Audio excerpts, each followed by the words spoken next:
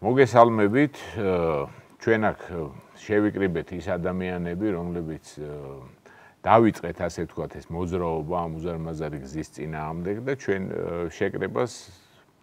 დღევანდელ შეკრებას აქვს ორი ძირითადი მიზანი რა. ერთი რომ განვიხილოთ ჯუთა-როშკის მონაკვეთი ამ გზისა და რატო ამ მონაკვეთის განხილვა სასწრაფო ამას განმარტავ.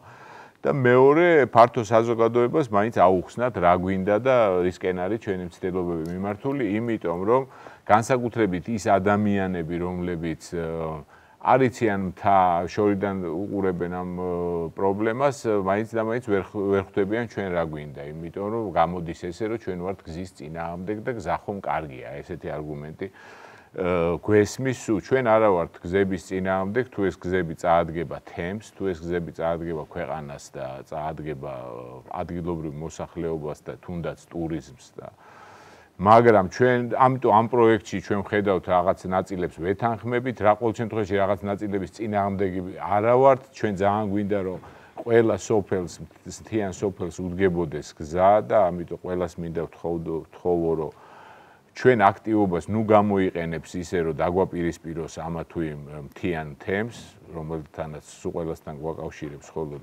სიყვარული და ძალიან გვინდა ყველას რომ მთაში იყოს მოსახლეობა, მაგრამ ვართ გარკვეული მონაკვეთების წინააღმდეგები და ვხედავთ ბევრ საფრთხეს.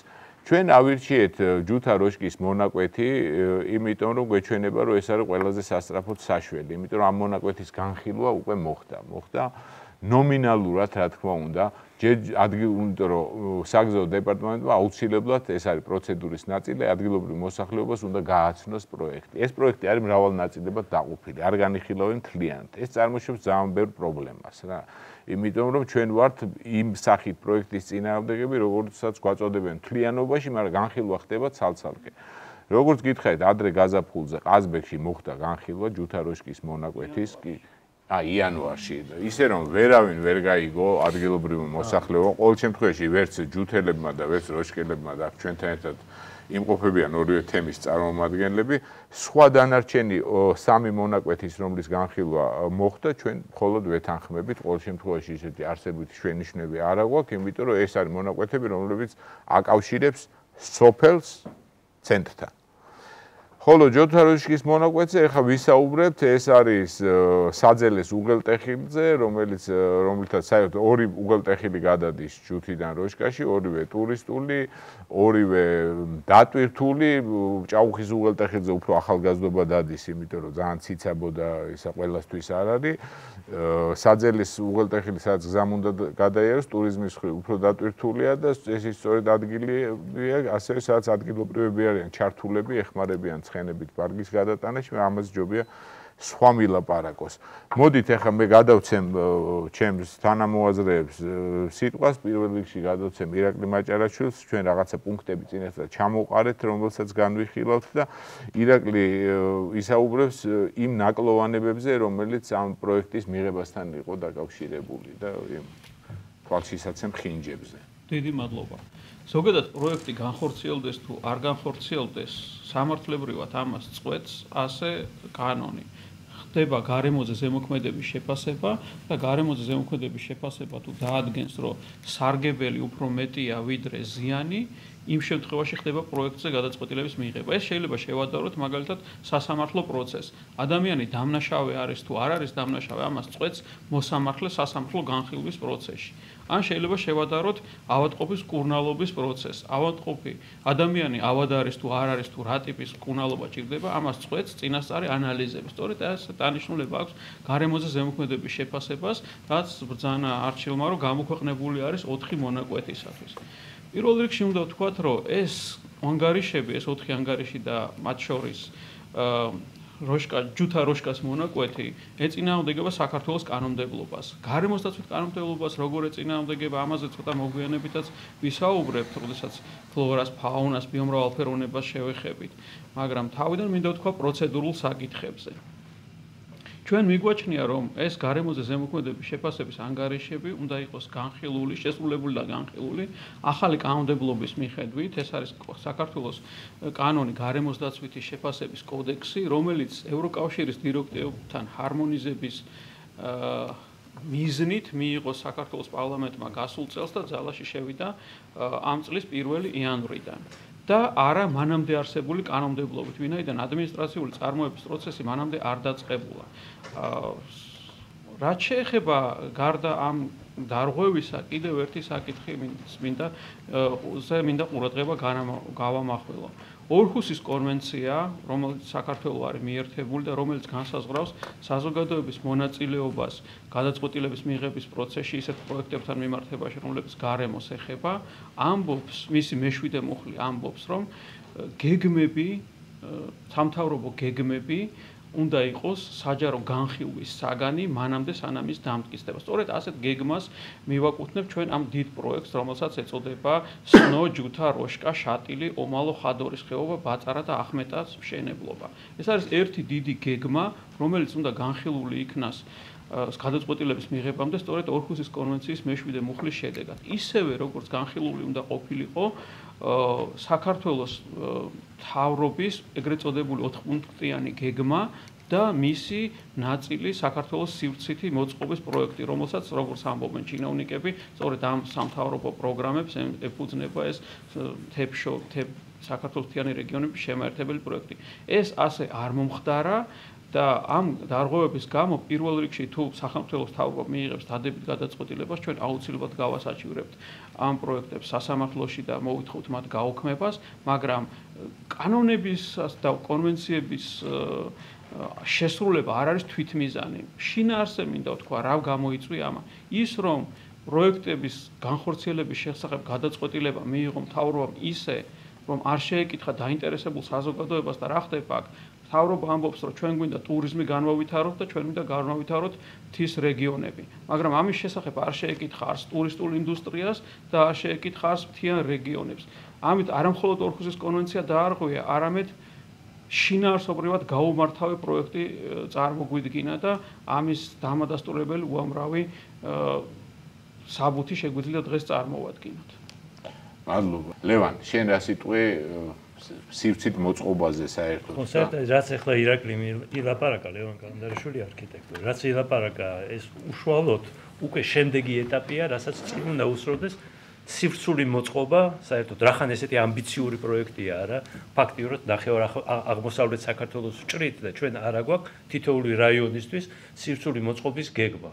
ანუ როგორ ვავითარებთ ჩვენ რასაც უყურებთ პროცესს არა, ხედავთ რომ ამოწყვეტილია 6,5 კილომეტრ ნახევარზე ლაპარაკობენ, ამ დროს უნდა ილაპარაკოთ სრულად ამ პროექტზე, როგორ განვითარდება იგივე ყაზბეგის რაიონი იქნება, დუშეთის რაიონი, ახლა დაუწყიათ რაღაც როგორც გავიგე, ახმეტის რაიონზე რაღაც მუშაობა, იმით რაც უშუალოდ როგორ ეს ხალხი ვინც იქ ცხოვრობს, არა? რას თავაზობს მთავრობა? მარტო ის რომ ტურისტის ჩამოვა შენთან, ის როგორ ცხოვრობს, ხო უნდა შეისწავლო, რის საფუძველზე ანვითარებს შენ ქვეყანას. აი ეს არის მთავარი, რაც ახლა კონკრეტულად ამ როშკა იმის ჯუთა-როშკის მონაკვეთს შეეხება, დღეს ვახეს სწორედ რომ უკვე რაღაც ნაწილი არის სამშენებლო კონტრაქტსაა ხელი მოწერილი რა, რაც უფრო შემაშფოთებელია, იმიტომ რომ 6 მეტრიანი სიგანის გზა ახლა უშუალოდ არ უკავშირდება ეს სივრცულ განვითარებას, მაგრამ ფაქტი ის არის, რომ ამოგლეჯილად მაინც დაიწყეს რაღაც ისეთი აქტივობები, რომელიც ამ პროექტისთვის ჩემი აზრით გაუაზრებელი ხედვის იმის საფუძველია. ხო, იქ კიდე იყო რაღაც ისინი, რომ აი სწორედ როცა ეს პროექტი სივრცულად, როცა ამ პროექტის ასე ვთქვათ, გაცხადდა ეს პროექტი, არა, საკმაოდ რო გავიდა, მე მგონი 2016 წელს იყო ეს სექტემბერში, როცა თქვეს, რომ ეს პროექტი უნდა დაიწყოს და იქ იყო სწორედ ეს ესეთი, რომ ეს არის უნიკალური ტურისტული მარშრუტების შესაქმნელად რა და თუ ამ კონკრეტულად როშკა ჯუთას მიმართებაში განვიხილავ, მაგის უნიკალურობა სწორედ ისაა, რომ ამ ორ წერტილს აერთებს სხვა სატრანსპორტო საშუალებით, რაც სწორედ ამ ქალაქი გეგმარებითი ხედვის მიხედვით ალტერნატივაა და იმ უნიკალურობას და იმას, რაც ამ ადგილს გააჩნია, ამას ინახავს რა. ხო, მადლობა ლევან. ესე იგი, ერთ-ერთი ყველაზე, უბრალოდ ორი ძირითადი ისეთი არგუმენტი, რაც გვესმის ხოლმე მთავრობის მხრიდან, ეს არის ტურიზმის განვითარება, მეორე ადგილობრივი თემის განვითარება. ეხლა აქ ჩვენ ყავს ადგილობრივი თემების წარმომადგენლები, რომლებიც ასევე არიან ტურიზმში ჩართულები თან ძალიან დიდი ხანია, იმიტომ რომ ისე გამოვიდა, რომ დღესდღეობით ტრადიციული მეურნეობის გარდა ეს ერთადერთი საქმიანობაა, რომელშიც შეიძლება იქ ადგილზე ჩაერთო და რაღაცა ჰარმონიულად გააკეთო, ისე რომ არ დააზიანო შენი ყოფა და რაღაცა ცხოვრების წესი ჩამოყალიბებული. მოდი, იაგო, დავიწყოთ შენგან, გააცანი შენი თავი. მადლობთ მოწვევისთვის, მე ვარ იაგო არაბული. დავიბადე და გავიზარდე ჯუთაში, ვარ გერმანისტი პროფესიით და ამავდროულად ტუროპერატორი, ვახორციელებ ტურებს. არა მარტო ხევსურეთში და თუშეთში, არამედ სხვა რეგიონებში საქართველოსი. უკვე დიდი ხანია და შესაბამისად მე გავაკეთე პირველი ტურისტული ლოკაცია ჯუთაში და შესაბამისად ჩართული ვიყავი ამ პროცესში, ამ ტურისტულ პროცესებში უკვე 15 წელიწადია დაახლოებით 16.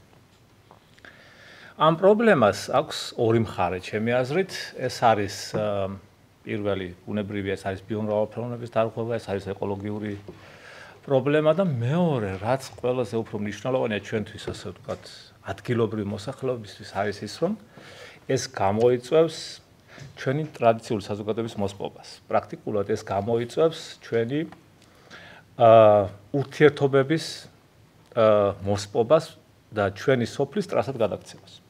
ჩვენ არასოდეს არ გვიჭირდა კომუნიკაცია როშკასთან, თუ ამ ხსენებულ მონაკვეთზეა მხოლოდ საუბარი. ჩემი დედაც როშკიდან არის, დედა ჩემი როშკა შესაბამისად ჩვენ გქონდა მუდმივად ესე ვთქვათ ჩემს ოჯახს და არა მარტო ჩვენ მუდმივად ჩვენ სოფელს იქ. ეს კომუნიკაცია ჩემი ბავშვობის პერიოდშიც და ეს გაცხადებული ასე ვთქვათ მიზანი ამ პროექტისა თითქოს ეს კომუნიკაცია უფრო გაადვილდეს, ეს აბსოლუტურად საბუძველში არის ყალბი, იმიტომ რომ ეს კომუნიკაცია მუდმივად არსებობდა. იქ ჩვენ გვაქვს ასე ვთქვათ საკრალური ადგილები, რომელზედაც პრაქტიკულად დგას ჩვენ ტრადიციული საზოგადოება, როგორც გითხარით, ეს არის რიტუალური დღესასწაულები, რომელსაც ბუნებრივია ის სახე აღარ აქვს და ეს მომხიბლულობა და შარმი რაც ქონდა ამას ჩემს სიყმაწვილეში, მაგრამ ჩვენ ვცდილობთ ამის დაცვას და ამის განვითარებას. მე გეტყვით რა არის უფრო მნიშვნელოვანი, რა იქნებოდა უფრო საშური ჩვენი სოფლისთვის, თუ კი ეს არის ასე ვთქვათ მათი დეკლარირებული პოლიტიკა, რომ ეს უნდა იყოს ჰუმანური პოლიტიკა და ადამიანზე მორგებული პოლიტიკა. ეს არის ელემენტარულად ის, რომ ჩვენ ვერ მივახციეთ იმას, რომ ადმინისტრაციამ გაიგოს რა არის ჩვენი პრობლემა. ვერც ერთ ადმინისტრაციას, მე ვფიქრობ პატარა კახის შემდეგ, ვერც ერთ ადმინისტრაციას ვერ გავაგებინეთ, რა გვჭირდება ხევსურებს, რა გვჭირდება მთის მოსახლეობას, თუშებს და ასე შემდეგ. იმიტომ რომ ჩვენ ერთ ენაზე თითქოს არ ვსაუბრობთ, იცი? არც ერთი ხელისუფლება არ გვწყალობთ ამ რეკლამეორის შემდეგ. ვერ მივახციეთ ამდენი წლების შემდეგ იმას, რომ ჩვენ გამოვცვალოთ დაუშვათ 4 ბოძი ყველაზე უფრო ზავსაშუალ ადგილს, რომელიც არის მოწმობ მოგეხსენებათ, როდესაც ზავი მოდის ჩვენ 2200 მეტრზე მაღლა ცხოვრობთ. ამას მოყვება ძალიან დიდი ქარის წნევა. და ეს არის ესეთი ადგილი, როდის აუცილებლად გაწყვეტავს ამ სადენებს და ჩაიტანს, ჩაჩუმქრავს ხოლმე იქით ხეობაში. მივდივართ მე შიშველი ხელებით ამას ვთხრით ამ ბოძებს, ამოგვაქვს რომ რაღაცნაირად დენი გქონდეს. ეს პირველი პრობლემა. ვერ მივახციეთ იმას, რომ ჩვენმა ადმინისტრაციამ დაგვინიშნოს ერთი ელემენტარულად სამარშრუტო ტაქსი ყაზბეგიდან, რომ არ ვიხდიდეს 43 ლარს იმაში, რომ ავიდეს ჩვენ სოფელ ჯუთაში. ვერ მივახციეთ იმას, რომ ჩვენი ქაფქაფა მდინარეები არ ინძურდებოდეს და რაღაც ელემენტარულად გაიყვანონ კანალიზაცია გაგვიკეთდეს. შარშან ჩემს მეზობელს უთქვამს, როცა ის ამოსულები იყვნენ ეთყობა ადმინისტრაციიდან იქ, რომ იქნება ეს 4 სტოლბას ვეძახით, ასე ვთქვათ, იმ ადგილს, სადაც ყველაზე უფრო ხშირად ზიანდება ეს სადენები, ელექტროსადენები, რომ იქნება ეს შეცვალოთ ეს ელექტრობოძები, გადაიტანოთ სხვაგან. მანდ როგორ აუშვებო მუშებს, ხო გადმოვარდებიანო და ჩაიჩეხები, როდესაც ჩვენ ცარიელი ხელებით პრაქტიკულად ვებრძვით ყოველ სამთარს იმას, რომ დენი გქონდეს. აგრეთვე რაზეც უკვე ვისაუბრე მე, ეს ადგილები, რომელზეც უნდა გაიაროს პროექტის მიხედვით ამ გზამ, იქ არის ჩვენ ვეძახით დროშა საბრძანა, სადაც დროშები იყო ჩვენი, ასე ვთქვათ, არამედ ასე სალოცავის და რიტუალური და საომარი დროშები, ეს უნდა გადაითელოს აბსოლუტურად. ასევე ადგილზე, სადაც ახლა სამხედრო ბანაკია განთავსებული იქამ. ჩვენ განვიხილავთ ამას როგორც მზაკრულ პროექტს. ამას განვიხილავთ ჩვენ როგორც მტრულ პროექტს ჩვენი მომავლის წინააღმდეგ. ამიტომ ჩვენ ამას მომავალთაობები არ გვაპატიებენ, ჩემი აზრით, ჩვენ ყველაფერი უნდა შევძლოთ იმისთვის, რომ ეს პროექტი არ განხორციელდეს. იმიტომ რომ ეს არ არის ჩვენი პროექტი. ეს არის ის პროექტი, რომელიც განავითარებს ჩვენს რეგიონს. პირიქით, ეს პროექტი მოსპობს და განადგურებს ჩვენს ეთნოგრაფიულ კულტურას, ეს მოსპობს და განადგურებს იავარქმნის და ლიბოს მოურღვევს ჩვენს ტრადიციულ საზოგადოებას და ეს პრაქტიკულად მოსპობს დაუშვათ ჩვენს განვითარებას. ჯერ ყველაფერს თავი დავანებოთ ის მთა, სადაც ჩანჩქერების ხმაური არ გაღვიძებს და სადაც შურთხევის ტონა არ გაღვიძებს და მანქანების ხმაურმა და მანქანების გამონაბოლქმა უნდა გადაგვიძეს. ეს არის აბსოლუტური მზაკული პროექტი. მადლობა, იაგო. ჩვენ პეტიციაშიც გვეწერა, ალბათ ვინმე ამაზეც ისაუბრებს, რომ სახელმწიფო არ ცნობს სათემო საკუთრებას რა. თაში ესეა, რომ რაღაცა საუკუნეების მანძილზე ყველა მიცის რომელი სათიბი ვისია, რომელი სახნავსათესი ადგილი ვისია, ამ ხრივ იქნება პრობლემა, როგორ გონია? რა თქმა უნდა, ესეც ბუნებრივია, ახლა იცით რა, ეს კომუნისტური დროის მემკვიდრეობაა, როდესაც ეს ჩვენ ყველაფერი სახელმწიფოს ეკუთვნოდა, მაგრამ იმ კომუნისტური დრომდე ბუნებრივია ეს იყო საკუთრება და ეს ისეთ მაგრამ ეს მუშაობს დღემდე ეს სისტემა. ეს რა თქმა უნდა მუშაობს, მაგრამ ისინი არაფერს არ ცნობენ ბუნებრივი. და საქმე კიდევ რა შეეცი? საქმე იმაშია, რომ როდესაც მოდიხარ და ამ ჩემი წყალჭალის გადათხრას აპირებ ბულდოზერებით უნდა მიაყენო ამას, ის მაინც ვკითხე, რომ იქნებ რაიმე იდეა გვაქვს, იქნებ რაიმე კარგი რჩევა მაინც მოგცეთ. ელემენტარულად ჩართო მოსახლეობა იმაში, რომ მათაც შეუთანხმო რაღაც ელემენტარული რამეები მაინც კითხვა. ამიტომ ესე იგი მოხდა ჩვენი სოფლის ამ შემთხვევაში, მე ესე ვგულისხმობ აბსოლუტური იგნორირება, რაღაც განხილვა მოუწყვეთ ყაზბეგში, რომლის შესახებაც არავინ არ გაგვაფრთხილა ჩვენ. ეს პირველად გავიგე ტელევიზიიდან. ხო და ეს ასე ვთქვათ, ერთგვარად ქურდულად გააკეთეს. ეს იმიტომ მე დარწმუნებული ვარ, რომ ამ ორი სოფლიდან, იმიტომ რომ კონკრეტულად ამ სოფლიზე საუბარი და ზოგადადაც არავინ მომხრე არ არის ამ პროექტის. იმიტომ რომ ეს როგორც უკვე ვახსენე, ეს არის ჩვენი მომავლის მოსპობა პრაქტიკულად. მადლობა, იაგო. უთურგა, შენ ხო არ იტყვი როგორც როშკის მოსახლე ერთი და როგორც ადამიანი, რომელიც ასევე ამ ტურიზმში ხარ ჩართული ბავშვობიდან. მე ვარ უთურგა ციკლაური, სოფელი როშკიდან. იაგოს ვეთანხმები ყველანაირად. ეს გზა ჯუთა-როშკის მონაკვეთი არის ისეთი მონაკვეთი, რომელიც არის აბსოლუტურად ხელშეუხებელი, აბსოლუტურად ულამაზესი არის ხედებით, იზიდავს ძალიან ბევრ ადამიანს და ზუსტად ერთ-ერთი ის ფაქტორი, რომელიც ადამიანებს იზიდავს და აღნიშნავენ, რომ ეს ადგილი არის ძალიან ლამაზი და ძალიან მნიშვნელოვანი, არის ეს ბუნება ზუსტად რა, ეს სილამაზე. ამ გზის გაკეთება გამოიწვევს, მე უყურებ ისეთი თვალით ამ ყველაფერს, რომ ამ გზის გაკეთება ხელშეუშლის ადგილობრივ მოსახლეობას, ანუ ჩემ ოჯახს აქვს ასევე როგორც იაგომ თქვა, ჯუთაში აქვს გაკეთებული ეს თავისი კერძო ბიზნესი, რომელიც აქვს ასევე ჩემ ოჯახს და პირველ რიგში მე ამას უყურებ იმ თვალით, რომ დაზიანდება ბუნება, განადგურდება ყველაფერი და შემდეგ ეს შეუშლის ადგილობრივ მოსახლეობას ბიზნესში საწყობაში ხელს. რო განუმარტო უბრალოდ, აი მაღული ვინც აზე არ არის მთის და ის აი როგორ შეიძლება შეუშალოს ადგილობრივ მოსახლეობას? როგორ შეიძლება შეუშალოს? მე მაგალითად 5 წელი არის უკვე დავდივარ ჯუთა-როშკის მონაკვეთზე, დამყავს ტურისტები, გადამაქვს ბარგი ცხენით და ასე შემდეგ. ეს შეუშლის ხელს მაგალითად გავიდა გზა, ხომ გაიჭრა საავტომობილო გზა. ადამიანი ტურისტი, რადგან ეს არის ყველაზე მთავარი საკითხი, რომ ტურისტებისთვის არის ეს გათვლილი, ტურისტი აღარ გაჩერდება აღარც როშკაში, აღარ გაჩერდება პირდაპირ ვთქვათ აღარც ჯუთაში და იმ ხელოსის სწრაფით მოახდენენ ისინი მანძილის გავლას, რომ ადგილობრივი ბიზნესის მქონე ადამიანები, ვისაც აქვთ ბიზნესი, ისინი ვერანაირ მოგებას ვეღარ ნახავენ ამისგან. მადლობა. მამუკა ხო არ დაამატებ რა. მოგესალმებით, მე ვარ მამუკა არაბული, ხევსურეთის მაცხოვრებელი და ყველაზე მეტად რაც მაწუხებდა და რითი თქმაც მინდოდა იყო ის, რომ არ შეიძლება თქვა, რომ ცუდი არ არის გზები და რაც გვინდა. მართალია და ყველაზე დიდი პრობლემა რაც არის დღეს ხევსურეთში და საერთოდ მთის რეგიონებში, ეს არის არსებული გზების მოუწესრიგებლობა. ის რაზეც დავდივართ და რაც შეიძლება რომ ჩვენთვის მნიშვნელოვანი იყოს, ის არის მოულელი. და ახალი გზის მშენებლობა კიდე მეორე პრობლემა იქნება, რაც აქვს თუნდაც ახლა არსებულ გზას. არის არსებული გზები, გაკეთებული გზები, რომელიც თუნდაც წინა წლებში განხორციელდა და ეხლაც მიმდინარეობს. მაგალითად დავიღოთ როშკა-არხოტის მონაკვეთი და კიდევ ახალი გზა რო დაემატება ამას, ეს იქნება ისეთი პრობლემა, როგორც მაგალითად უთურგა მილაპარაკა. მოსახლეობის ჯერის ბიზნესის დაკარგვა, რაც შეეხება იმას, რომ შემოსავალი რაც ზაფხულობით აქვს ძირითადად მოსახლეობას, ისინი თუ ეწევიან მესაქონლეობას და ზაფხულში მაგალითად დადიან სოფლებში და შემდეგ ზამთარში აქ ჩამოდიან, მთლიანი ზაფხულის განმავლობაში ისინი არიან ტურიზმზე დამოკიდებულები და როცა ამოდიან მთავრობის წარმომადგენლები და ჩვენ გვეკითხებიან აზრს, რომ რა შეიძლება შეგიცვალოთ თქვენ, კარგით რით შეგვიძლია რომ მოგიდგეთ.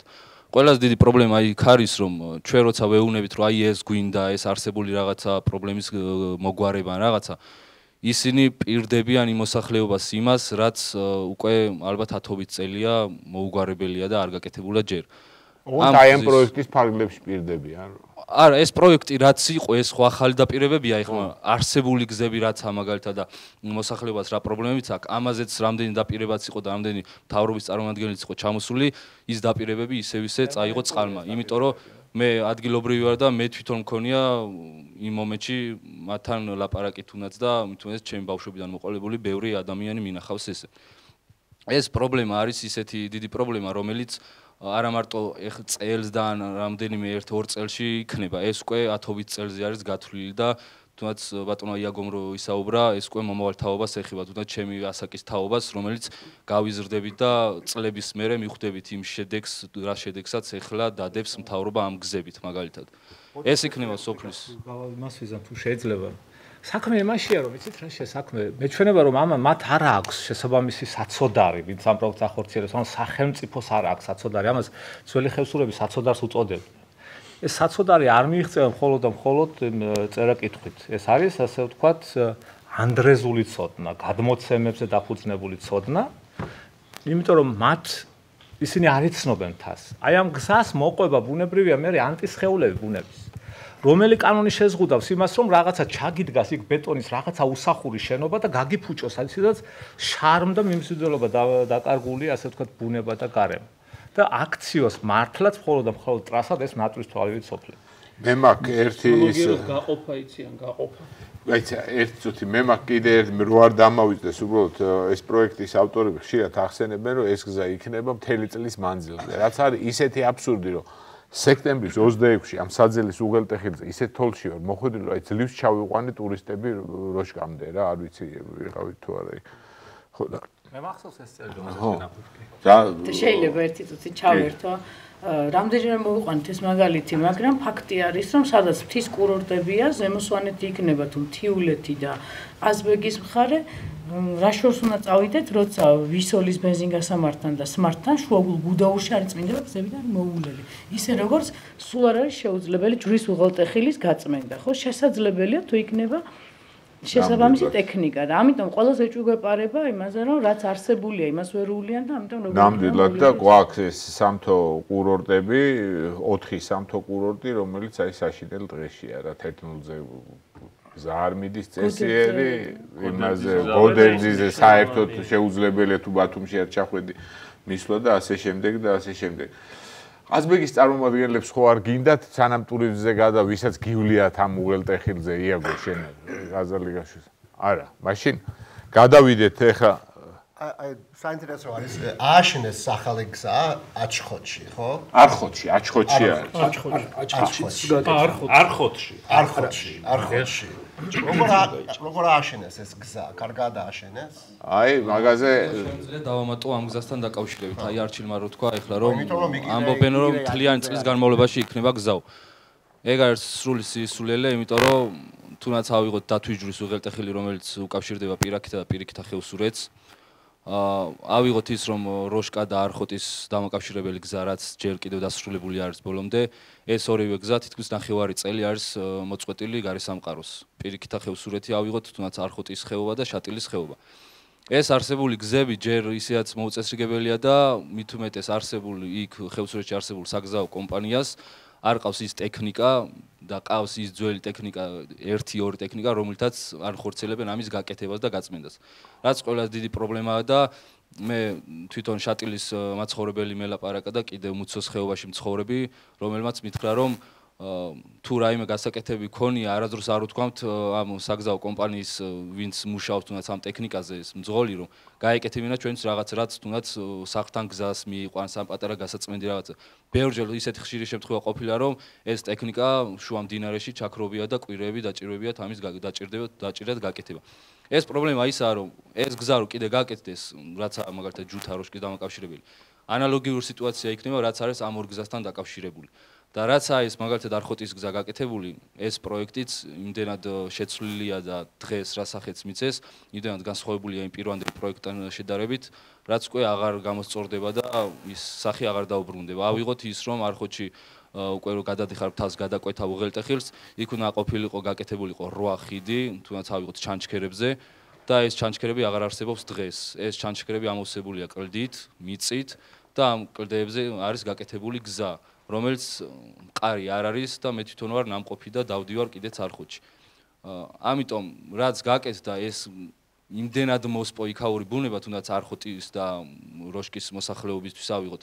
საძოვრები მოისპო, გაკეთდა ის გზები გათხარეს, სადაც მაგალითად პროექტი ეწერათ, მივიდნენ რაღაც პატარა გაფუჭებულ ადგილზე, ჭაობიან ადგილზე, წყლიან ადგილზე, მობრუნდა ტექნიკა და ახალი გზის გათხრა დაიწყო.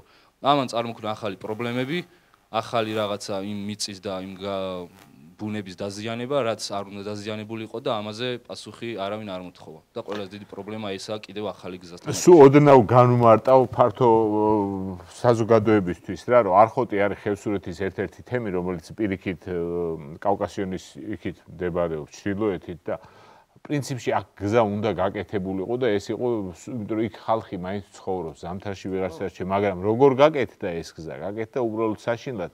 მე არ გადავსულო რაც ეს გზა გაკეთდა, მაგრამ აი როშკის იმიდან რომ გახედავ როშკის ზევიდან ეს ჩანს რომ აბსოლუტურად ყველაფერი მოთხრილი. მიადგა ბულდოზერი რაღაც ადგილს, გაუჭირდა მოტრიალ ყოველგვარი გეგმის და წინასწარის შესწავლის გარეშე. ზუსტად ეგ არის, არ აქვს პრობლემა ის რომ რატო გაკეთდა არხოტში გზა და რატო გადავიდა ეს გზა, არავის არ აქვს პრობლემა და ძალიან კარგია რომ დაკავშირდა ამ ყველაფერთან ეს ძალიან სასიხარულოა, მაგრამ ქონდა შემთხვევები და შევესწარი მე იმ თვითონ ამ წარმომადგენელს, ვინც გზას აკეთებდა ამის ხელმძღვანელს, ვინც იქ ესწრებოდა ხოლმე ყოველთვის ამ გზის მშენებლობას და ერთი-ორი პიროვნება ადგილობრივი ცხოვრები, რომლის სახელით აგვარს არ დავასახელებ, იყო მათთან ერთად ჩართული ამ გზის მშენებლობაზე და როდესაც არხოტში ჩადიოდა გზა, მე იქ ვიყავი იმ დღეს ზუსტად იქ არხოტში და მოვდიოდი უკან სოფელში.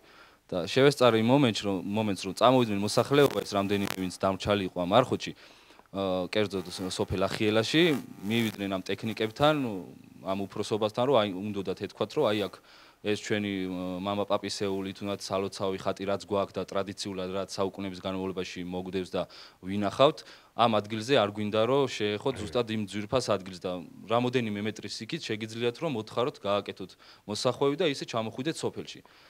მაგრამ ამ მომენტში თავი იჩინა ისე რაღაცა იმ პიროვნულმა რაღაცა თვისებებმა, რაც ახასიათებს ბევრ ადამიანს და თვითონ იქაურმა ერთ-ერთმა მაცხოვრებელმა, რომელიც ჩართულია ამ სფეროში, მithumetes კერძოდ მაგ გზის მშენებლობაზე, ის თვითონ შეეწინააღმდეგა იმ მოსახლეობას და ფაქტობრივად იმ მოსახლეობის აზრით თვითონ იმ სოფლელმა უარყო და იმ გზის გაკეთება, რაც იყო გათვლილი თუნდაც იმ ხატის ტერიტორიაზე იმაზე მიუთითა ისევ რომ არა ჩვენ ამას სოფლისთვის ვაკეთებთ, მაგრამ სოფლის აზრი არ გაუთვალისწინებია და პრობლემაც ეგაა კიდევ. მადლობა მამუკა. კი ბატონო. დიდი მადლობა.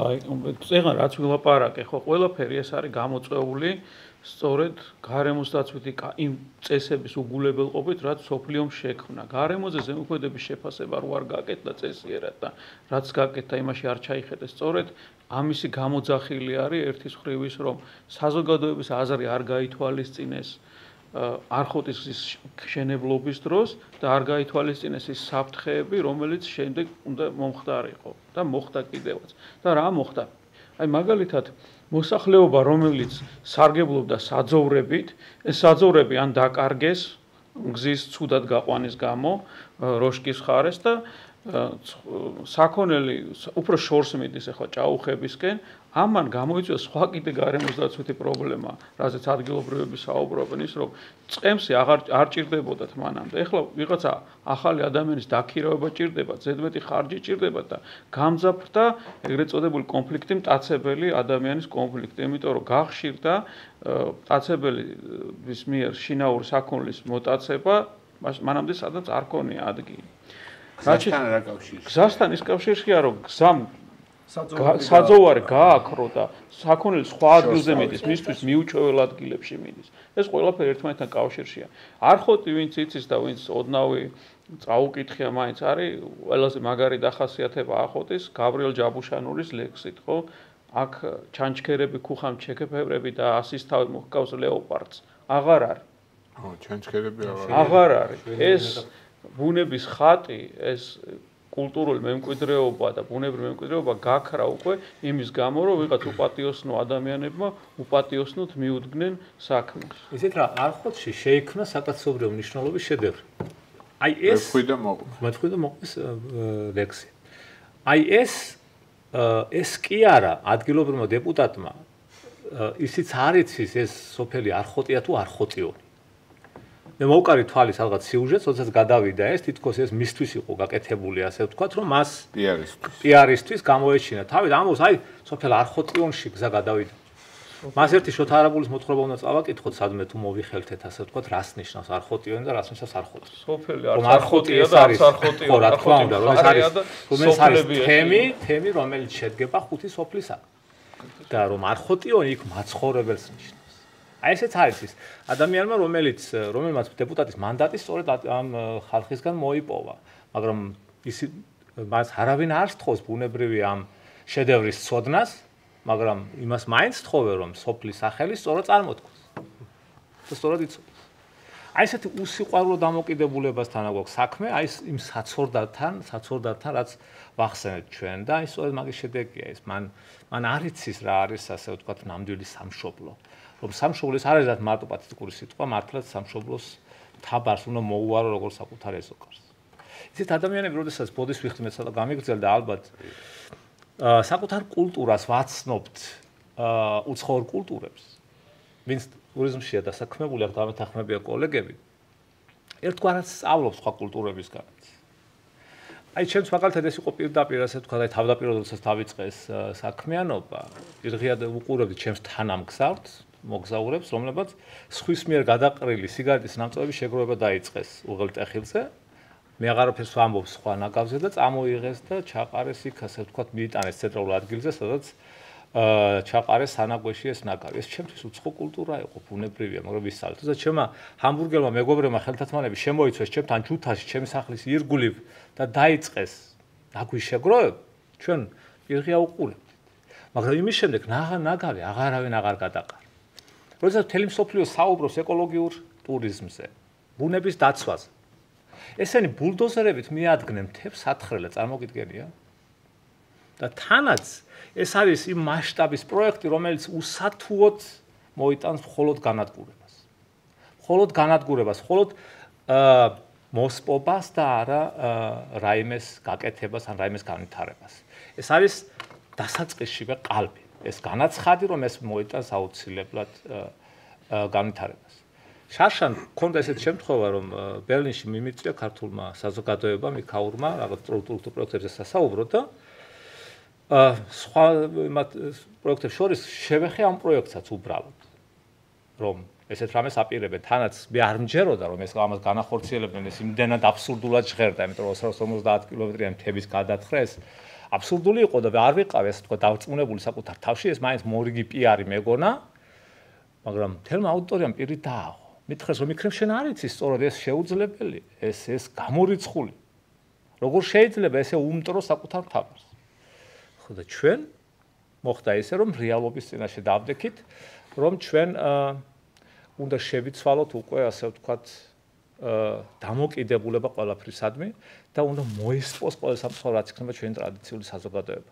არის ეს ფიგურალური თქმა, რომ თასუფთა, თამ სინდისი შეინახა, ნამუსი შეინახა. რის გამო რამ შეუნახა ეს ყველაფერი?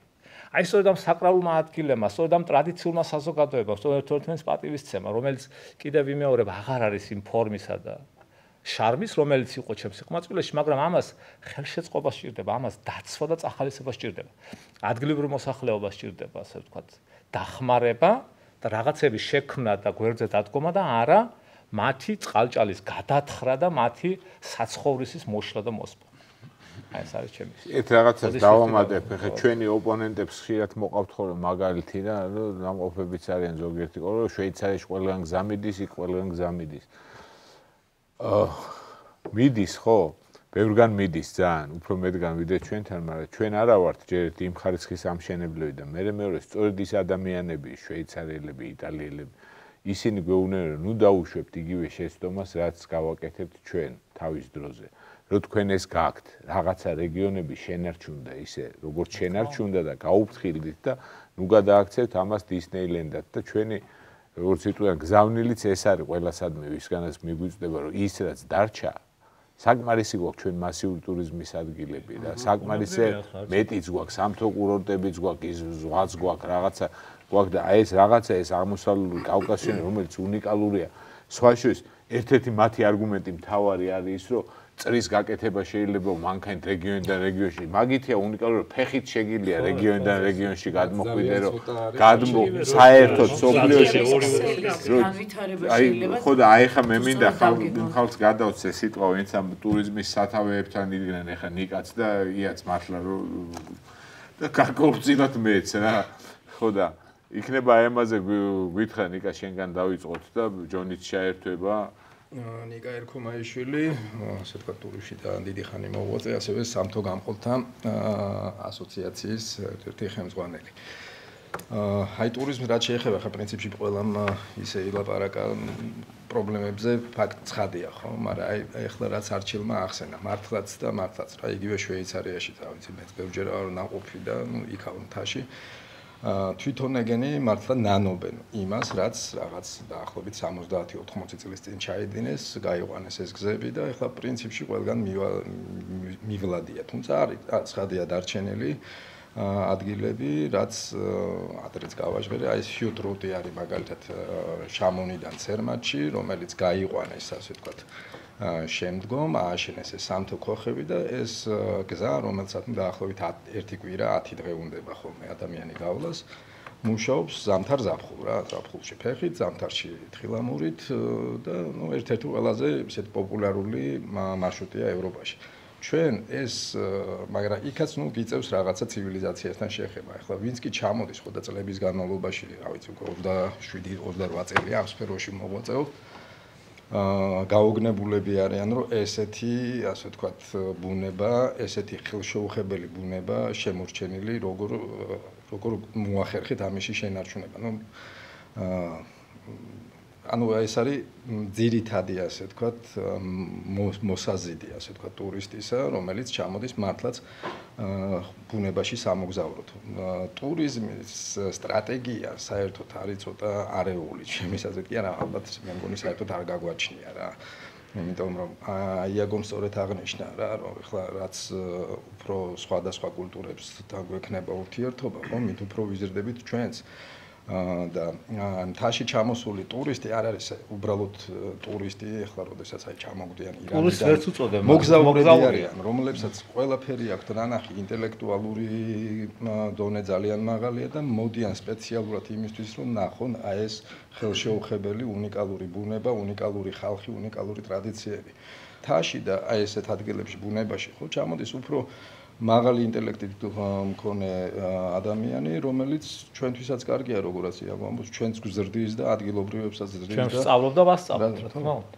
მათი შემოღებულია საერთოდ ტურიზმში მიმართულება, რასაც ქვია საპასუხისმგებლო ტურიზმი, რომელიც მოიცავს ეხლა რაზეც ვისაუბრეთ. მთელი მსოფლიო მაგაზია გადართული, რომ აი რაღაცნაირად შეაბრუნონ ეს პროცესები, ახლა იგივე ტატრებში მაგალითად არის გზები გაყვანილი რაღაცა ის ქოხები აქვს, მაგრამ დაკეტა მთავრობამ სამანქანო მიმოსვლა იქ რამოდენიმე წლის წინ ვიყავი ზამთარშიდან. მაგრამ საქმეს ადგილობრივები რა, ამ გინდა რაღაცა ქოხთან მისვლა. არის პარკინგი გაკეთებული, მიდიხარ იქ აყენებ შენს მანქანას, ჩდები მარხილზე, იქ ვიღაცა გორალი ჩაცმული ტრადიციულ ფორმაში, უხდი იმას რაღაცა $20 თუ ასე შემდეგ და ის 20 კილომეტრი მიყევ ხარ ცხენით, რომ მიხვიდე იქ. აი ეგეთი მისკენ რო წავიდეთ, ხო? ბევრად უფრო აი თუნდაც ჯუთის გზა გაკეთდეს, რაზეა ლაპარაკი, მივიდეს ჯუთამდე კარგი გზა, რომელიც ზამთარში და არა ჯუთის იქით, ჯუთამდე. და არა ჯუთის იქით, ხო? მე რა ვიცი, აი კარკუჩის ხირთან ჩავკეტავდი პრინციპში ჯუთის გზას და დავასაქმებდი ადგილობრივებს არადელეგით, მაგრამ აი რაღაცა სიტყვაზე, ხო? აი უამრავი ატრაქციის მოგონება შეიძლება, რაც კიდევ უფრო გაზრდის ტურისტს და უფრო მოიზიდავს, ხო? და ზამთარში ვერ ხსნიან გზას. ეხლა თავშესაფრების მოწყობის პრაქტიკა ჩვენს გონებაში ალბათ არ ფუნქციონირებს. მე ბოდიში გამომრჩა, რომ ძალიან მინდოდა გელა არაბულს ელაპარაკა, იმიტომ რომ ეს ის კაცია, რომელიც თან ჯუთელია და თან ეს ქოხი აქ, რომელიც სასტუმროა და ეს მოწყობილი და ძალიან კარგად მუშაობს და მე ძალიან მომწონს ამათი მუშაობა და ყველას მოწონს იქ მიმსვლელს. მეხუთე სეზონი ყველას ურჩევი რომ მოინახულოს. მოგესალმებით, გელა არაბული სასტუმრო მეხუთე სეზონი. ნუ აი რაც ითქვა, ეხა ირგვლივ ყველაფერი იმის გარშემო ტრიალებს, რომ ანუ ჩვენ ამით უბრალოდ სპობთ ჩვენს ძირითად ძარღვს, იმას რაც არ ვიცი, რაც ჩვენია რა, რითაც ჩვენ თავს ვიწონებთ და რითაც შეგვიძლია რომ მოვიზიდოთ ნებისმიერი ადამიანი, იმიტომ რომ ჩვენს ქოხამდე არ მოდის მანქანის გზა და ზუსტად ეს არის, ანუ ჩემთვის პირადად ეს იმსახურებს იმას, რომ ანუ გაყიდვა უფრო მეტ ხალხს, ამიტომ უნდათ რომ მანქანის გზა არ მოდის, გვერდზე არ ჩაივლის რაღაცა ნებისმიერი ტრანსპორტი, რომელიც გამონაბოლქვს ან ხმაურს და ტოვებს და ადამიანები უბრალოდ ბედნიერები არიან, იმით რომ არანაირი ტექნიკა ირგვლივ არ აწუხებს. ეს გზა და ეს პროექტი იქნება, არ ვიცი, ყველაფრის იმის დასამარება, რაც აქამდე ჩვენით ვაშენეთ, ყოველგვარი დახმარებების და ყოველგვარი სახელმწიფოს ჩარევის გარეშე, იმიტომ რომ ეს ეკოტურიზმი, აი რაც ბატონო იაგომ თქვა, ანუ ჩვენ თვითონ მოვიტანეთ აქამდე, ანუ ჩვენი მხრებით და ჩვენი იქ ყოველდღიური ყოფნით, მოღვაწეობით, იმ სოფლის, ასე ვთქვათ, შენარჩუნებით და გადარჩენით და ასე შემდეგ და ეხლა მოსახლეობა ასე თუ ისე გაიზარდა, იმიტომ რომ გაჩნდა სამუშაო ადგილები, გაჩნდა იმის შესაძლებლობა, რომ ადამიანები ამოვიდნენ და თუნდაც სეზონზე იმდენი იშოვონ და იმხელა შემოსავალი ქონდეთ, რომ შემდეგ ანუ მთელი წელი უზრუნველყონ თავისთავი. ხო და ეხლა ამ შემთხვევაში უბრალოდ როცა ტურისტი ადგება და გადაირბენს ამ იმას მანქანით და ჩავა მეორე სოფელში ისე რომ შეიძლება იქაც არ დაჭირდეს დარჩენა და ანუ ჩვენგან არაფერს არ იყიდის ფაქტიურად, ანუ ვერაფერს ვერ შევთავაზებთ ისეც, რომელიც ჩვენ გამოგვადგება. შემდეგ, ნუ ამით ფაქტიურად ისპობა საერთოდ ყველაფერი რა, ანუ აზრიც აღარ ექნება შემდეგში იმის თქმას, რომ აქ რაიმე შეიძლება გაკეთდეს, იმიტომ რომ აი თუნდაც ის შენობების პრობლემა, რომელიც ესეთი მიმოფანტული იქნება გზაზე ან ნებისმიერმა ვიღაცამ შეიძლება მოვიდეს და ჯიხური ჩადგას. კარგი ბენზინგასამართლებელი. ხო, ნუ ნებისმიერი რაღაც, ანუ ეს იქნება, ანუ თან ვერც დაუშლი კანონით უკვე. რომელი კანონი შეზღუდვა? ხო, ანუ კანონითაც ვერ დაუშლი. ტურისტობის მეტი რა არის ირგული? ისინი ემზადებიან რომ მოვიდნენ უკვე და გააკეთონ. ეს გამოიწვევს მე კონფლიქტს ადგილობრივ მოსახლეობასთანაც, ანუ თემი იქ ეხა ჩვენ წეგან ვახსენეთ, რომ ეხა იქ მაინც არსებობს რაღაცა სათემო საკუთრება, ხა მაინც მოიაზრებს, რომ ეს ტერიტორია და ეს ადგილი მისი დასაცავია, მისი მოსავლელია და ანუ ისტორიულად ესეა გამჯდარი, ხა მთის მოსახლეობას განსაკუთრებით, იმიტომ რომ საზღვართან ახლოს ვართ და მესაზღვრეები ვართ ფაქტიურად ჩვენ ქვეყნის, ხო და ამიტომ ეს მიწის საკითხიც ძალიან ის იქნება, პრობლემური იქნება და წარმოშობს მე ანუ ძალიან ბევრ დაპირისპირებას, თუნდაც ადგილობრივებთან. ერთი რაღაცა ახსენა გელამ, ჩემთვის ძალიან ნიშანდობლივი რა, რომ ეს ყველაფერი რაც მოხდა სახელმწიფოს ჩაურევლობის გარეშე და მე რასაც ვაკვირდებით ბოლო 10 წლეულები უკვე როგორც კი სახელმწიფო ერევა რაღაცაში უარესი ხდება რა და ეს ჩემთვის არ არის აბსოლუტურად სასიამოვნო და სულ არ მიხარია ამას რომ ვამბობ რა რომ თითქოს ისევ იმაზე უნდა იყოს მიშვებული და რაღაცა გადარჩება როგორც კი სახელმწიფო ერევა თავს იჩენს უცოდინრობა და იქერევა სადაც არ მოხდება შოთა ციკლაურმა ახლა თუ გასმამ ბოდის ვიხდი მე რამდენიმე ჩვენი ხვდებოდით ხოლმე არჩილ შენ გახსოვს ეს ჩვენთვის ეს ძალიან ახლო ოჯახია და ჩემი აღტაცება გამოიწვია იმან ერთ დღეს ვიცოდი რომ როშკას არ ჰქონდა ელექტროდენი წლების მანძილზე დანგრეული იყო ეს ელექტრობოძები არ იყო და ერთ დღეს გადავედი იქ და ვნახე რომ სოფელი არის განათებული ეს ამ ერთმა კაცმა ამ შოთამ შეძლო ამოიტანა საიდანღაც გენერატორი თვითონ თავისი იდეით ჩააყენა ეგ წყალში წისქვილის ხარუეში ჩააყენა ეს ამუშავა და პრაქტიკულად სოფელი გაანათა. ეხლა ამ კაცს არ სჭირდება ასე ვთქვათ ხელშეწყობა სახელმწიფოს ხელშეწყობა, პირიქით მისი ასე ვთქვათ გვერდზე დადგომა, რომ მან კიდევ უფრო განავითაროს ეს პროექტები, რომ გააკეთოს რაღაცნაირად საქმე. პირიქით უნდა ედგეს სახელმწიფო გვერდით, მაგრამ არ ესმის სახელმწიფოს მათ. ქცევის შეცვლაზე ვისაუბრებ რა, ტურიზმი ის რომ ეკონომიკის დარგია, არის კულტურაც ასევე და როდესაც ტურიზმი ვითარდება ამა თუ იმ რეგიონში, ამა თუ იმ სოფელში თუ თემში, ძალიან დიდი პრობლემაა ქცევის შეცვლა. ორი საფრთხე არსებობს ძირითადად. ერთი დადებითი და ერთი უარყოფითი. მაგალითად დადებითი ქცევის შეცვლა. თუ არასწორად მოიხმარს ამა თუ იმ სოფლის ან თემის მაცხოვრებელი სავარგულებს პირობითად და ხდება ზედმეტი ძოვება, რაც ასევე პრობლემაა. ხდება ნიადაგის ზედმეტი დამუშავება, ზუსტად აქ გვევლინება ხოლმე სათავგადასავლო და მთის ტურიზმი ხსნად. ანუ ჩვენ ამ ადამიანებს უნდა ვასწავლოთ სწორად ის რომ შეიცვალონ ქცევა და მოხმარების ნაცვლად გადავიდნენ ამის დაცვაზე. თუ ადამიანი ამ სფეროში ჩაერთობა, ის დაიცავს ბუნებრივია, ის მიიღებს მაღალ შემოსავალს, მიიღებს სამუშაო ადგილს და ის შეიცვლის ქცევას და დასაქმდება ამ მიმართულებით და იმას უფრო რაციონალურად გამოიყენებს იმ სავარგულებს, რაც აქვს. და აქ პირიქით ხდება, დაცვაზე საერთოდ არ არის ლაპარაკი, პირიქით ამ ადამიანებს უსპობთ ერთი საძოვრებს და მეორე უკვე ტურიზმის განვითარების საშუალებასაც აღარ ვაძლევთ ამ გზების ეგრეთ წოდებული გაყვანით. მეორე რაც ძალიან ცუდია, ქცევის შეცვლა, ხო? ანუ ტურიზმში ქცევის შეცვლა ნიშნავს ის, რომ ადამიანი, რომელიც იქ ცხოვრობდა და მოღვაწეობდა და ჰქონდა თავისი ტრადიციული სამოსი, სიტყვაზე ვთქვათ, მეტყველება, დამახასიათებელი იყო რა მისი ეთნოკულტურისთვის, ეს შეიცვლება. მაგალითად ის, რომ გვეტყვიან ესე ვთქვათ ეკონომისტები იმას, რომ არ არის პრობლემა, აგერ უთურგას ცხენები ყავდა, ახლა დელიკა იყიდოს, მაგრამ აღარ არის თანამედროვე სამყაროსთვის დელიკიანი უთურგა საინტერესო. საინტერესოა მას, როცა ცხენი ყავს, კარგად მოვლილი ცხენი ყავს.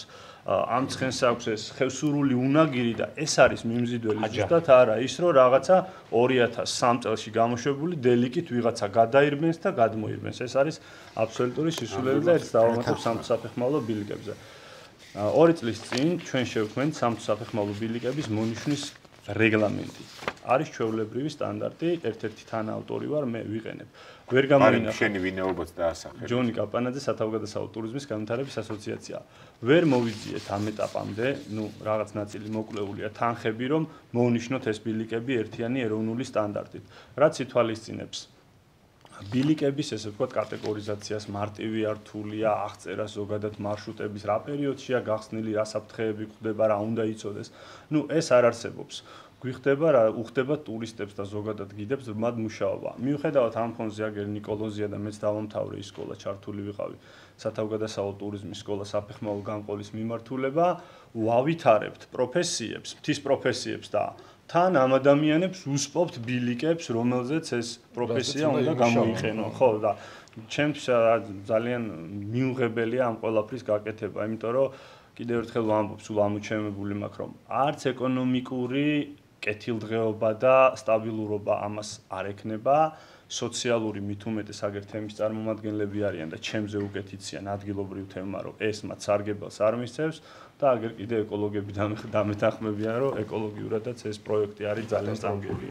ამ ბილიკებზე გამახსენდა, ეხლა რა თქმა უნდა ვერავინ ვერ შემოვიტყვია, ვინც ამას დაადასტურებდა, მაგრამ თვითონ პროექტში მონაწილე თუ პროექტის ხარდაჭერი თუ რა ქვია ხალხისგან გაგვიგია არაერთს, რომ ეს ყველაფერი, ეს გიგანტური პროექტი დაიწყო იდეით, რომელიც იყო ბილიკების მონიშნა ჯუთა-როშკის მონაკვეთზე და ბორბალოდან და რაღაცა ვერ მიუტანეს პრემიერ-მინისტრ კვირიკაშვილს ისე როგორც საჭირო იყო. მე გაცხადდა ეს, რომ უნდა ყოფილიყო გზა, მე არ ვიცი რა შეიქმნა, რა უხერხული სიტუაცია, მაგრამ აი ესეთი აბსურდული ის გამიგონია თავად აი ამ პროექტის მომხრე მხარისგან რა.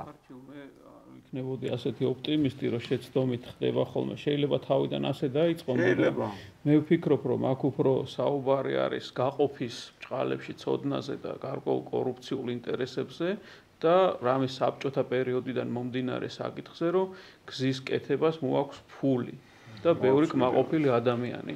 ერთი მხრივ ეს ფული კეთდება ცუდ ადგილებში გზის ცუდად კეთებაზე და მე მუდმივად სახელმწიფო ტენდერებში იმარჯვებენ ვიღაცა კომპანიები, რომელიც ამ გზის შეკეთებას ემსახურებიან და ეს პროექტიც ძალიან ბევრ კითხვას ბადებს სწორედ ინტერესთა კონფლიქტების და კორუფციასთან დაკავშირებით. ალბათ ტედი ამაზე ისაუბრებს გაცილებით მეც.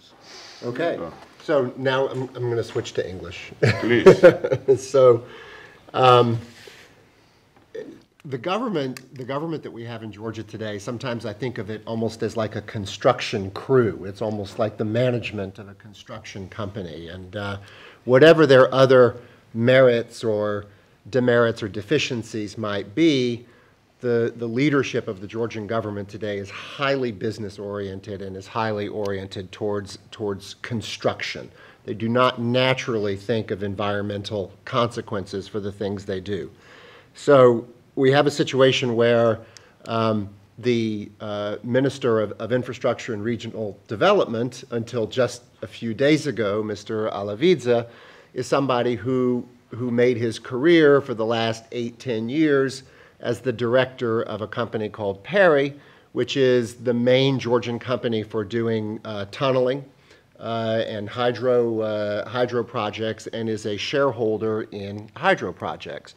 And as we know, and has been in the news recently, a major purpose of this road, or a connecting purpose of this road, is the Chadori Valley, or Chadori Zibachevi Pankisi section. It is basically one section of this road, and the section that they in fact started with, of the two parts that they've started with, was to build the road from Zibachevi and Pankisi up to Chadori, which goes nowhere except to an HPP, a hydropower plant, in which, if I'm not mistaken, I think you know, Perry has had an economic interest in that plant.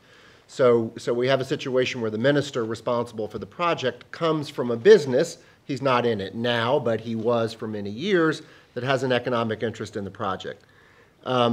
Similarly, there's a deputy minister, or there was, Pata Abutidze, who very proudly states on his official biography on the government website that in 2016 he was the Georgian representative of Institute IGH of Croatia.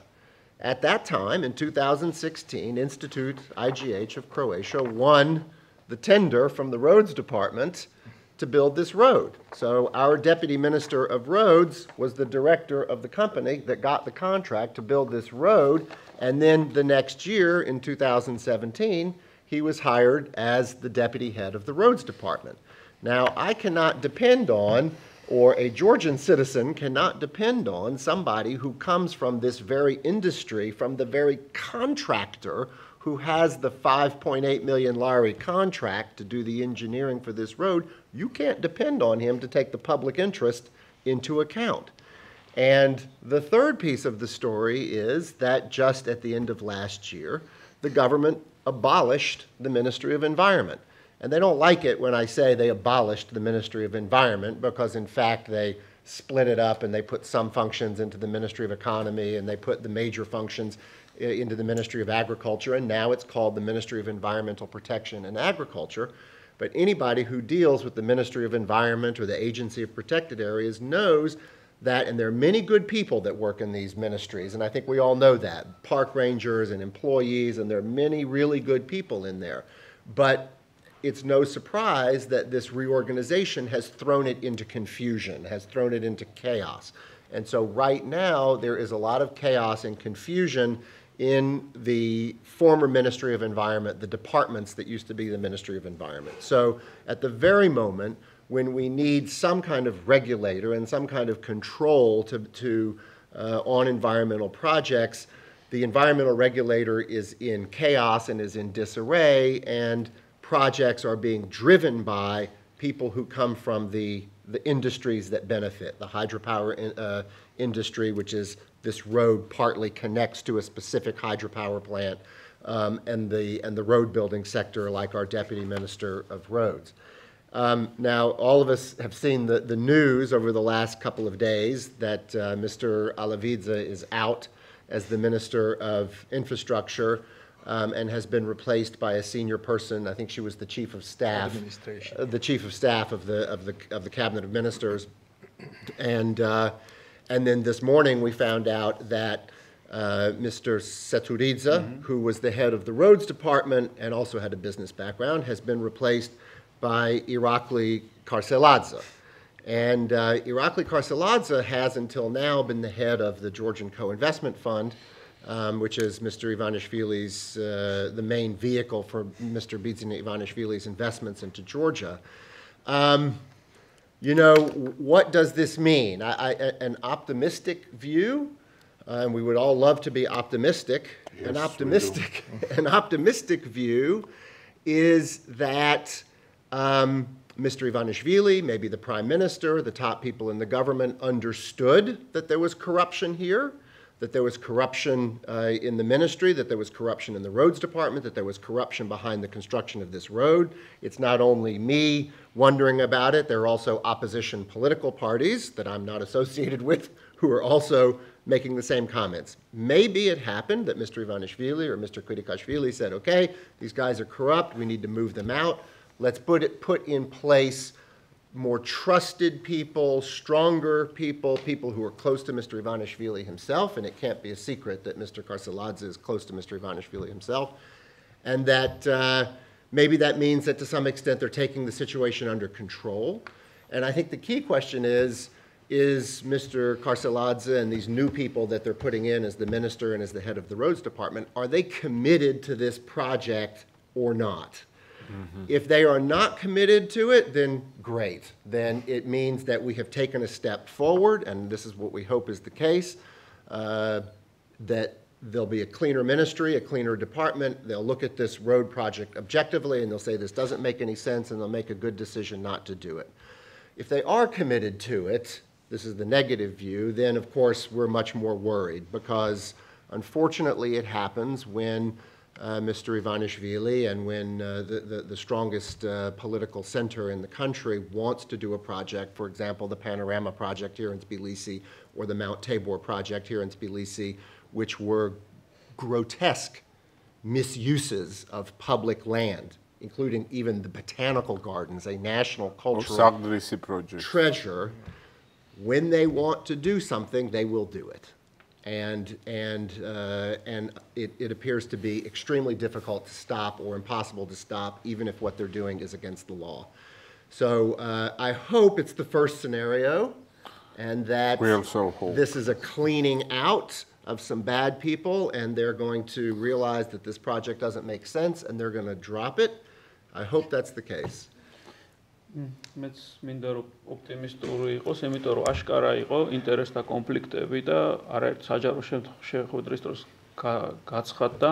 მანამდეც იყო ცნობილი ეს ინტერესთა კონფლიქტები, რომელიც ახასიათებდა მინისტრ ზურაბ ალავიძეს. ის იყო ეკონომიკის მინისტრი ნაციონალური მოძრაობის დროს და იყო ერთ-ერთი ყველაზე მსხვილი შემწირველი არჩევნების დროს, როდესაც ის ეკონომიკის მინისტრობიდან გადავიდა დარიალხესის დირექტორად. და მისი ხელმძღვანელობით ხდებოდა დარიალხესის მშენებლობა, კომპანია ფერი ახორციელებდა რომელსაც ედმაბძანა, სწორედ ეჭვებს ბადებს ის, რომ ძიბახევი ჰადორის მონაკვეთი ხალხს არ ვიცი რამდენად ჭირდება, მაგრამ ჭირდება კომპანია ფერის, რომელსაც აშენებული აქვს 2 ჰესი და აპირებს ახლა მესამე ჰესის შენებლობას პანკისის ხეობაში და რომელსაც აქტიური წინააღმდეგობა აქვს ადგილობრივი მოსახლეობისგან. რატომ აქვს ეს აქტიური წინააღმდეგობა? იმიტომ რომ დაინახეს, რომ წინა ორიდან ბუნებაზე უარყოფითი ზემოქმედების მეტი იმ პროექტს არაფერი არ მოუტანია. მოიტანა ის, რომ მდინარე ალაზანი ფაქტიურად დაწყვეტილია, მშრალი არის, მთლიანად მიდის მილებში და თევსსავალიც კი, სადაც 10% უნდა იყოს დარჩენილი წყლისა კანონმდებლობის და საპროექტო დოკუმენტაციის მიხედვით მშრალი არის. და მეცაც გეტყვით, თქვათ ასეთ პროექტებს, ჰიდროელექტროსადგურების პროექტებს ჩვენ გვჩრიან როგორც ქვეყნის ასე ვთქვათ ენერგო დამოუკიდებლობისთვის გადადგმულ ნაბიჯებს და თუ რამე ვთქვით რომ მაინც და მაინც არ მოგწონს, ნუ თქვენ ბნელები ხართ და უკან დაბრუნება გინდათ. რიცხვებში გეტყვით. საქართველოს დენი, როდესაც ჭირდება და დეფიციტი, როდესაც აქვს ზამთრის თვეებში, ამ ორმა ჰესმა, ხადორი ერთმა და ხადორი ორმა გაცილებით ჯამში, გაცილებით ნაკლები დენი გამოიმუშავა, ვიდრე იმავე თვეებში გორის ქარის ელექტროსადგურმა. იგივე იქნება ეს ხადორი 3-იც, ანუ დაწყვიტავს წყალს და ალაზანში დატოვებს ალაზნის კალაპოტს მშრალს და ბიომრავალფეროვნებაზე, თევზებზე და მასთან დაკავშირებულ ცხოველთა სამყაროზე და მცენარეებზე რო არაფერი თქვათ, სოციალურ მდგომარეობას გაუარესებს ადგილობრივ მოსახლეობას, რომლებიც დაკარგავენ საძოვრებს, წყალთან ხელმისაწვდომობა, შეიძლება სასმელი წყალის დაკარგონ, სარწყავზე ხო თავისთავად საპარკის. ეს არის ერთ-ერთი მნიშვნელოვანი პრობლემა და ჩვენ ვფიქრობ და ზურაბ ალავიძის საქმე არაერთ კვლევაში არის შესული, როგორც ჩვენი, ისე საერთაშორისო გამჭვირვალობას, ისე IDFI-ს და იყო ერთ-ერთი მაგალითი ელიტური კორუფციის და ელიტური კორუფციის ამ სახეს საერთაშორისო ლიტერატურაში ეწოდება მბრუნავი კარი. როდესაც თავისი ასე ვთქვათ კავშირებით სარგებლობენ და ბიზნესსა და მთავრობას შორის დადიან და გაყოფა კი იციან ნამდვილად. ეხლა რაღაცა თავისთავად ბევრი საკითხი განვიხილეთ, ცოტა კიდე დაგვჭირ. თავისთავად მივედით ამ გარემოს დაცვით პრობლემებზე, ვახსენეთ სამინისტრო, რომელიც აღარ არსებობს გარემოს დაცვის სამინისტრო პირვანდელი სახით და მიერთებულია და საერთოდ ძალიან ბევრ პრობლემას პირვანდელი სახით ახსოვდა ჩვენში როდესაც. ხო, ნუ ეს სხვა საკითხია, მაგრამ ჩემთვის პირადად როგორც მოქალაქისთვის სულ არის მტკივნეული და ძალიან თვალისწინებელია, რომ გარემოს დაცვა ამ ქვეყანაში არ გახდა არც სახელმწიფო, არც სოციალური პრიორიტეტი რა. იმიტომ რომ პროპაგანდა არ ხდება სახელმწიფოში. ხო და მე ვფიქრობ სოციალური უფრო გახდა და ნელა ხდება და მე მგონი ჩვენი ეს რაღაცა მოძრაობა თუ რაც არის ამისკენ მიდის და თვალსა და ხელშუა. ეხლა როგორ არის ხო, ვიხილავთ ამ ჯუთა-როშკას და ძალაუნებურად თირენ პროექტზე გავდივართ და მილიონ რაღაცას ვახსენებთ და ნათი, გადაცანი შენი თავი და რაღაცა პროექტთან დაკავშირებით გარემოს. მოკლედ მოგახსენებთ, ნათია ჯავახიშვილი წარმოადგენს ორგანიზაცია საბუყოს, რომელიც საქართველოში მუშაობს ფრინველთა კონსერვაციის კუთხით ძირითადად, თუმცა ასე ვთქვათ, არ ვიზღუძებით ბუნების დაცვის სხვა საკითხებით. რატომაც არის ჩვენი ესეთი რატომაც ვართ ინტენსიურად ჩართული ამ პროცესში, არის ის, რომ თვითონ ეს ტერიტორიები, რასაც დღეს ვსაუბრობთ, როშკა, ჯუთა და სხვა ტერიტორიები, ყველა წარმოადგენს უნიკალური ფრინველების საბუდარ ადგილს, რომელიც საქართველოსთვის და ზოგადად კავკასიის მთებისთვის არიან ენდემური სახეობები. რაც ჩვენ გადაცემა დავიწყეთ, სულ ვსაუბრობთ იმაზე, რომ აი უნიკალური ბუნება, უნიკალური ხედები, უნიკალური ადგილები, თემები და ასე შემდეგ. რა ქმნის ამ ყველაფერს უნიკალურს? უნიკალურს ქმნის ის სტატუსი, რაც კავკასიას დღეისობით მსოფლიოში უკავია.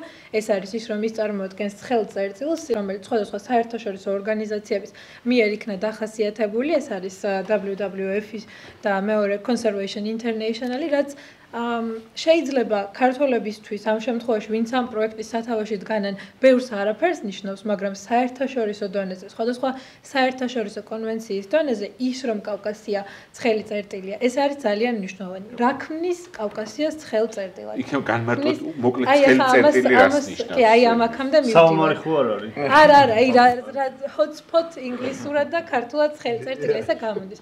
რა ქმნის კავკასიას ცხელ წერტილად? ის ენდემური სახეობები ის მაღალი ენდემიზმი, რაც ამ მთებში წარმოიქმნა, ის რელიქტური სახეობები, რაც ამ მთებში, ასე ვთქვათ, დაბუდნენ და შენარჩუნდნენ. ჩვენ ვსაუბრობთ დასაწყისიდან მოყოლებული იმ ადგილებზე, რომლებიც ევროპაში დღემდე არიან ყველაზე ველური ადგილები, შენარჩუნებული როგორც ყველაზე ველური ტერიტორიები. ბევრჯერ ახსენეს უკვე, რომ აი ეს ტურიზმის კუთხით რატომ არის მნიშვნელოვანი და რომ ადამიანები აქ სწორედ ამ ბუნების სანახავად ჩამოდიან. ჩვენც გარკვეულწილად შეხება გვაქვს ამ მიმართულებით და ასე ვთქვათ, ბერდვეჩერებთან, ფრინველ ზირებთან თქვენც მუშაობთ და აი ყოველთვის ხვდებით ამ გაოგნებულ, გაოცებულ სახეებს, აღტაცებულ სახეებს, როცა ისინი შურთხის ხმას გაიგონებენ, როცა შურთთან ასე ახლოს მიდიან. შეიძლება ჩვენ საზოგადოებას დაკარგული გვაქვს კავშირი ამ ყველაფერთან, ამ შურთხთან, როჭოსთან, არ ვიცი, წითელმუცელასთან, კოჭობასთან, ამ ყველა მნიშვნელოვან და ლამაზ სახეობასთან, რომელზეც უცხოელები რომლისთვისაც ისინი მზად არიან, რომ ამ ხელაგზაზე ჩამოვიდნენ, გადაიხადონ და ნახონ. ენდემისთან დაკავშირებით დავასრულებ, იმიტომ რომ ეს არის ასე ვთქვათ, როგორც ვთქვათ, ცხელი წერტილი, რაც შეეხება თვითონ ამ გზის პროექტს და იმ გარემოზე ზემოქმედების შეფასების ნაწილებს, რომელზეც ბატონი ირაკლი დასაწყისიდან საუბრობდა. სასაცილო არის ის, რომ ეს დოკუმენტები არის ძალიან ზედაპირულად, ძალიან ცუდად, არაპროფესიონალურად და დილეტანტურად შედგენილი. განსაკუთრებით ფლორისა და ფაუნის ნაწილი. კომპანიამ, რომელმაც შექმნა ეს დოკუმენტები, მათ უბრალოდ აიღეს და ყოველი იმისთვის, რა ქვია, ნაწილისთვის გადააკოპირეს ერთი და იგივე ტექსტი, რომ ჩვენ სამწუხაროდ საველე გასვლის დროს ვერ შევხვდით და ჩამოთვალეს რა სახეობას ვერ შეხვდნენ და ჩამოთვალეს ესეთი სახეობები: წყალ-წყალა, მტრედი, შაშვი, რასაც თბილისში შევხვდებით. ბატონი მინისტრის მოადგილეს კომპანია, ასე გააკეთა. დიახ, ბატონი მინისტრის კომპანია. ხო, ისეთი სახეობები ჩამოთვალეს, რომელსაც ამ შემთხვევაში არც წითელი ნუსხის და არც შეიძლება სხვადასხვა კონვენციების საფუძველზე დიდი მნიშვნელობა არ ჰქონოდა. რაც ბადავს პირველ კითხვას, რა პერიოდში იყვნენ ეს ადამიანები გასულები ველზე, რამდენად კარგი, ასე ვთქვათ, მაღალი პროფესიონალიზმით მიუძღვნენ ისინი საკუთარ საქმეს და რამდენად შეიძლება მე დავეყრდნოთ აი ამ ადამიანების მიერ გაკეთებული კვლევის გაცემულ რეკომენდაციებს შემამსუბუქებელი საქმიანობების შესახებ. რა თქმა უნდა, მე როგორც, ასე ვთქვათ, წარმომადგენელი საბუკოსი თუ ეკოლოგი თუ ბიოლოგი, ჩემი გადმოსახედიდან ვერაფრით ვერ დავეყრდნობი მათ მიერ შემოთავაზებულ შემამსუბუქებელ ორგანიზაციებს, რომელიც მე დილას რაც ვიძიებდი სხვა ქვეყნებში როგორ კეთდება და იქნება ჩვენ ვწდებით რაღაცაში და აღმოჩნდა, რომ უამრავი შემამსუბუქებელი ღონისძიებები კეთდება იგივე გზებთან დაკავშირებითაც თუნდაც და მათ არც ერთი არც ასე ვთქვათ დაგუგლოს კი დაეზარათ მოკლედ. რაც კიდევ ერთხელ მიანიშნებს იმას, რომ ძალიან დილეტანტურად მოეკიდნენ. ეჭვი მაქვს, რომ საერთოდ არც ჩამოსულან. საერთოდ პროექტს მოეკიდნენ, მე მგონი ძალიან ზედაპირულად გასაკეთებია. ხო, აი ეს ნაწილი ბიომრავალფეროვნების დავასრულებ მოკლედ, ბიომრავალფეროვნების ნაწილი, რაც არის გზის დოკუმენტების ერთ-ერთი უმნიშვნელოვანესი ნაწილი, არის ძალიან საწუხაროდ ძალიან მწირად განხილული და რაც შესაბამისად უკვე გადაწყვეტილების მიმღებებისათვის, ვინც წაიკითხავს ამ დოკუმენტს და ვინც უნდა გამოიტანოს დასკვნა, ის ნახავს, რომ აქ ისეთი არაფერი სახეობა არ არის, ისეთი არაფერი არ ხდება და შესაბამისად ჩვენ შეგვიძლია ნებართვა გავცეთ და მივცეთ მათ მშენებლობის უფლება. როცა და სამწუხაროდ ჩვენ იქ არ არის საუბარი იმ დანაკარგის ანაზღაურებაზე, რომელიც სავარაუდოდ ვერანაირად ვერ მოხდება, რაც ზუსტად აი ამ ბიომრავალფეროვნების დანაკარგს, იმიტომ რომ ჩვენ ამ ბიომრავალფეროვნებას არც ვაფასებთ ეკონომიკურად და რა თქმა უნდა, იქ არ არის ის შეფასებული თუ აი რა მოხდება, თუ კი შურცხს დავკარგავთ იმ ტერიტორიებზე, რამდენი ტურისტი გაუქმებს თავის ვიზიტს საქართველოში. ჩვენ მაგალითად 2020 წლისთვის უკვე ჯავშანი გვაქვს ყველა ტურზე შურთხებთან დაკავშირებით, რაც არის, ხო? და ის მინდოდა კიდევ ამ საბოლოო შეჯამების სახით რომ თქვა, რომ მნიშვნელოვანი არის, რა თქმა უნდა, განვითარება, მე არ ვდგავარ რადიკალისტი გარემოსდამცველის პოზიციაზე ამ შემთხვევაში, უბრალოდ მინდა რომ განვითარებას ჰქონდეს ის მდგრადი სახე, რასაც ამდენი ადამიანი, ასე ვთქვათ, აღიარებს დღესდღეობით და ფიქრობენ რომ ეს არის ჩამოყალიბდეთ რას ნიშნავს განვითარება. უნდა ჩამოყალიბდეთ. კი ბატონო, უნდა ჩამოყალიბდეთ და ვიგრძნოთ ის პასუხისმგებლობა, რასაც ნიშნავს ცხელ წერტილში ცხოვრება, რასაც ნიშნავს იმ ბუნების მოვლა, რომელიც რატომღაც გვერგო და რატომღაც რომლის მოვლას ჩვენი პასუხისმგებლობა გახდა რაღაც მომენტში, ვიგრძნოთ ავიღოთ ეს პასუხისმგებლობა და გონივრულად მოვდგეთ. ერთი რაღაც არის, თქვენ რამდენიმე ჩვენთაგანმა ახსენა, რომ აუცილებლად გააფუჭებს. საიდან ვიცით, რომ ეს აუცილებლად გააფუჭებს? კიდევ ერთხელ რომ გავმარტო საზოგადოებისთვის, გარემოზე ზემოქმედების შეფასება ჩვენ შეიძლება შევადაროთ კურნალობის პროცესს. თუ ავადმყოფს შენ იწყებ ოპერაციის გაკეთებას, ისე რომ სისხლის ანალიზი არ აქვს გაკეთებული, სიცხე არ აქვს გაზომილი, რენტგენი არ აქვს გადაღებული და პირდაპირ იწყებ გაჭრას. სისხლის ჯგუფიც არ აქვს დადგენილი. აი დაახლოებით ასეთი კვლევა გვაქვს ჩატარებული და ვიწყებთ უკვე ქირურგიულ ოპერაციას ბულდოზერებით. ცხადია, ის პაციენტი მოგიკვდება აუცილებლად. და როდესაც ნათიამ კარგად ისაუბრა გარემოზე ზემოქმედების შეფასების დოკუმენტზე, რამდენად ცუდი არის. სულ არის რამდენიმე გვერდი არის. ამ ფლორა და ფაუნაში მაგალითად იმის ნაცვლად რომ აღწერილი იყოს რა ფლორა და ფაუნა გვაქვს და მე რაზე გავლენა მოახდინოს შეიძლება ამ დოკუმენტმა არის კოპირებული მთავრობის დადგენილება ნომერი 242 რომელიც არის ტყის სარგებლობის წესი და კოპირებულია პირდაპირ რამდენიმე სახეობაა მოხსენებული რომელიც ყველგან არის ასე რომ ძალიან არ დაგწყდეს ამაში ფული რამდენია დაახლოებით მაგაზე ვიტყვი ზუსტად კარკუჩა ესა ჯუთა-როშკას მონაკვეთის ნაცვლად სათაური კი აწერია, მაგრამ სიამდვილეში მე წერია საუბარია კარკუჩა ჯუთას მონაკვეთზე, საერთოდ ამაზე. დაცული ტერიტორიები საერთოდ არ არის ნახსენები. არადა ეს ტერიტორია მნიშვნელოვანი იმით, რომ მდებარეობს უშუალო სიახლოვეს და გარკვეულწილად მოიცავს კიდევაც შავხევსურეთის ეროვნულ პარკს, შეიძლება შეეხოს როშკის ბუნების ძეგლებსაც, ასევე ყაზბეგის ეროვნულ პარკს, ასევე ზურმუხტის ქსელებს, ზურმუხტის ქსელები ეს არის ტერიტორიები, რომელიც ჩვენ გვევალება საერთაშორისო კონვენციით, ბერნის კონვენციით და ევროკავშირთან ასოცირების ხელშეკრულებით მათი დაცვა და ეხება რამდენიმეს, მათ შორის ეხება ასევე ამავე კონვენციის კანდიდატ საიტებს, რომელიც არის ფრინველთათვის მნიშვნელოვანი ტერიტორიები. ფარავს პირდაპირ. ხო, თითქოს არც საჯიხოებში გადის, არცად არ გადის რა. საერთოდ არ არის მოხსენებული და აბსურდული რაღაცა. ეს კანონები ხო არ აქვს განხილული, მაგრამ წერია რომ საქართველოს კანონმდებლობას ეყრდნობაო მიმოხილვა რაღაც ერთი თავი არის საკანონმდებლო მიმოხილვა. მაგრამ ეს კანონები, რომელიც შავხევსურეთის დასულ ტერიტორიას ეხება, ან ყაზბეგის დასულ ტერიტორიას ეხება, არ არის ნახსენები. სამაგეროთ არის ნახსენები, რომ განხილული აქვს კოლხეთის ეროვნული პარკის შესახებ კანონი და საქართველოს საზღვაო კანონმდებლობა. ანუ ფაქტია, რომ copy-paste-ით გადაიწერეს რაღაცა სხვა დოკუმენტიდან და აქ არის ძალიან მნიშვნელოვანი საკითხი. ეს არა მხოლოდ სასაცილო არის, არამედ უნდა ვთქვათ, რომ ამაში გადახდილია დაახლოებით 5 მილიონი ლარი სახელმწიფო ფული ამ copy-paste-ში და ამ განცხადების საპასუხოდ, რომელსაც ჩვენ აქვს საუბრო, პროკურატორამ უნდა აღზრა სისხლის სამართლის საქმე, რომ ასე ფუქსავატურად იქნა გამოყენებული სახელმწიფო რესურსი და არა მხოლოდ მოხსნა უნდა ამკმარონ ზოგიერთებს, არამედ კიდევ უფრო ღრმად უნდა წავიდეს პროცესი და სად წავიდეს 5 მილიონი კარგად იქნას გამოკვლეული და კაპიკ-კაპიკ მოატანინონ უკან. რამოდენიმე წელი ქონდათ ამისთვის. კარგით, იქ რაღაც თმაგი. მე მინდოდა მეთქვა აქ ძალიან ბევრი ვისაუბრეთ, ძალიან საინტერესოდ, მაგრამ იმისათვის რომ რაღაც წინ გადაიდგას ნაბიჯები, რა უნდა გაკეთდეს ამისთვის და ჩვენ როგორც საზოგადოება და თითეული დარგის სპეციალისტმა, რაც შეიძლება მეტი ადამიანი უნდა მოვიზიდოთ და ჩავრთოთ და აუცილებლად უნდა ვითანამშრომლოთ. და რასაც ვხედავთ, არათუ სახელმწიფო არ თანამშრომლობს ბიზნეს ასოციაციებთან, როგორც იგივე ტურიზმის ასოციაციებთან, თვითონ სახელმწიფო ორგანიზაციები არ ესაუბრებენ ერთმანეთს და არ ხდება დიალოგი მათ შორის.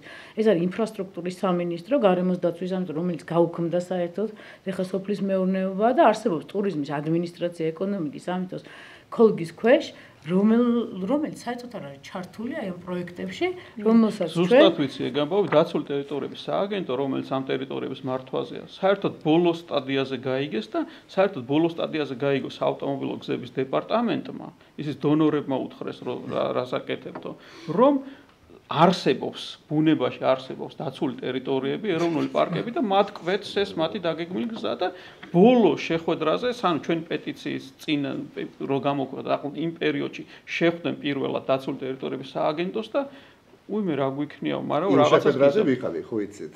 და აი ზუსტად წორად აუხსნით სიტუაცია.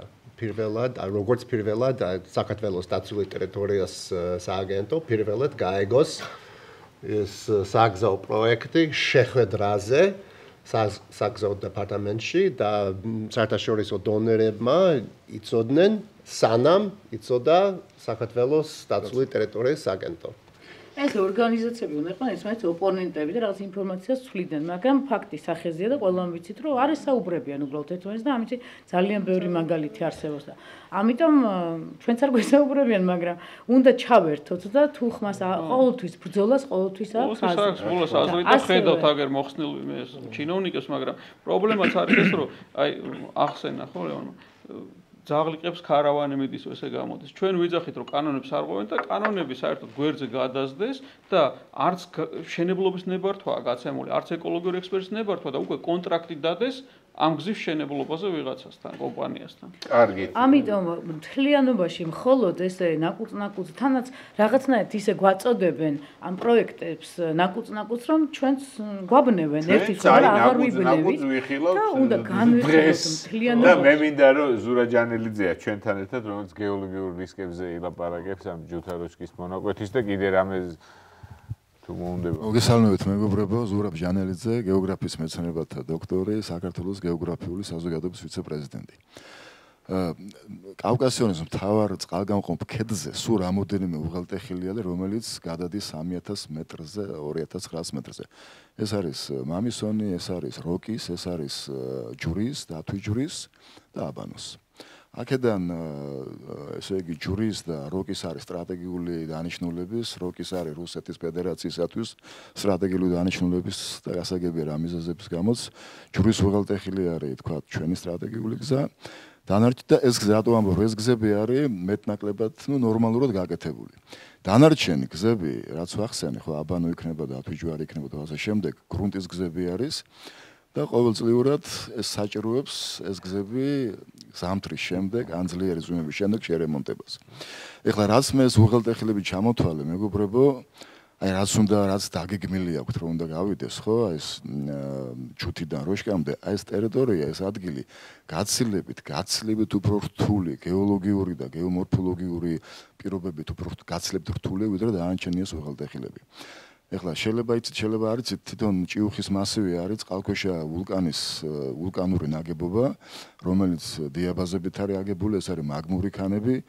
მის გარშემო მდებარე ტერიტორიები, ანუ მთელი კავკასიონის ღერძული ნაწილის აი ეს ტერიტორიები არის ფიქლებით აგებული, რომელთა სტრუქტურა არის შრეობრივი, მოგეხსენებათ და მექანიკური დაზიანების შედეგად ეს შრეობრიობა იშლება და ეს შრეობრიობა შემდეგ თქვათ არ არის მდგრადი და დროთა განმავლობაში ეს გრავიტაციული პროცესები კიდევ უფრო რთულდება. ამიტომ პირველ რიგში რახან გზებზე არის საუბარი, პირველ რიგში უნდა მიექცეს ყურადღება ზუსტად ამას, რომ ის ტერიტორიები, რომელიც ძალიან რთული გეოლოგიური და გეომორფოლოგიური პირობებით არის მოცემული, ახლა ვინც რა თქმა უნდა, ყველამ ვიცით აქ ვინც რაზეცაა ლაპარაკი ეს ფერდობთა დახრილობა არის 45 გრადუს უფრო მეტი, ზოგან შეულიც არის. ახლა პირდაპირ ხაზით ჯუთიდან თქვათ როშკამდე ალბათ არის სულ რაღაც პირდაპირ ხაზით 20-25 კილომეტრი, ხო? და შეფართებითი ფარდობა აი ამ სიმაღლის არის დაახლოებით 1000 მეტრი, 2200-დან 3000-3200 მეტრამდე. ახლა დავფიქრდეთ, აი ამ პირდაპირ ხაზით 220 კილომეტრი არის. შეფართებითი სიმაღლე არის 1000 მეტრი. აი ასეთ პირობებში დავანებოთ თავი გეოლოგიას და გეომორფოლოგიას. აი ასეთ პირობებში გზა რო გავიდეს თან ისეთ ტექნოლოგიებით, რაც ჩვენ ვიცით როგორც გადის, ხო? აი წარმოგიდგენიათ რა მოხდება იქ. ესე იგი ეს რა თქმა უნდა გამოიწვევს ძალიან შეუჩერებელ გრავიტაციულ პროცესებს და ამის მაგალითი არის იგივე თუშეთის გზა, როშკის გზა, მეგობრებო, აი 40 წელი ხდება სულ მალე რაც როშკის გზა გაიჭრა 40 წელი, ხო? და დღემდე როშკის გზა არის ყოველ გაზაფხულზე, ყოველი ძლიერი წვიმების შემდეგ შესაკეთებელი. და მით უმეტეს აი ეს ტერიტორია, ეს მონაკვეთი, რაზეც უნდა გავიდეს გზები არის, გზა არის გაცილებით რთული გეოლოგიური და გეომორფოლოგიური მონაკვეთი, ხო? ეს ერთი, მეორე, ეხლა გზის გაყვანა ერთია, მაგრამ აი ეხლა ეკოლოგებმა ისაუბრეს და მეც ერთ-ორ სიტყვას ჩემ ახალგაზრდობას გავიხსენებ. აი მე და უთურგას მამა შოთა, ჩემი მეგობარია. ჩვენ თვალ გვინახავს ახალგაზრდობაში იგივე როშკის კლდეებზე ჯიხვები, თქვათ, ბინოკლით შეიძლება დანახვა, ხო? დღეს ჯერ გზა არ არის გაყვანილი და დღეს ჯიხვები აღარ არიან. ეხლა არხოთის გზა რას გამოიწვევს იმ ჭინღრის კლდეებში იმ ჯიხვების გაქრობას, მე დარწმუნებული რომ ჯიხვები გაქრება. ანუ ეს ერთი, თქვათ, ამ გზის გაყვანა ერთი უბედურება არ არის. ეს გამოიწვევს მთელ რიგ, ასე ვთქვათ, კასკადს სხვადასხვა უბედურებებისა და აი მთავარია რომ ეს უნდა გაიაზრონ მათ, ვინც გადაწყვეტილებას იღებს. და მე ვფიქრობ რომ აი მათ ეს გააზრებული არ აქვთ. არ ვიცი, შეიძლება კეთილი მიზნები აქვთ და გონიათ რომ ეს ყველაფერი წაადგება ხევს ურეთს შემდეგ თუ შეც, მაგრამ მე მაინც გონია რომ მათ ეს ყველაფერი საფრთხები გააზრებული არ აქვთ და აი ამაზე უნდა გაამახვილონ ყურადღება.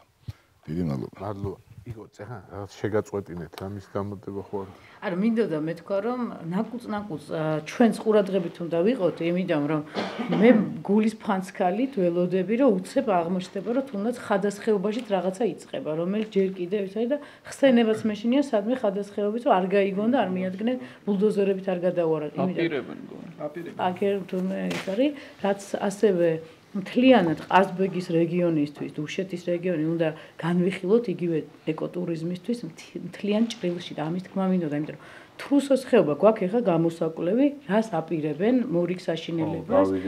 ამ დროს, როდესაც შეიძლება მთელი ეს ხეობები და მხარე ყაზბეგის გადაიქცეს საოცარ მიმზიდველ ადგილად ნებისმიერი მოგზაურისთვის, ტურიზმისთვის და რითაც ძალიან დიდ სარგებლობას მიიღებს ადგილობრივი მოსახლეობა.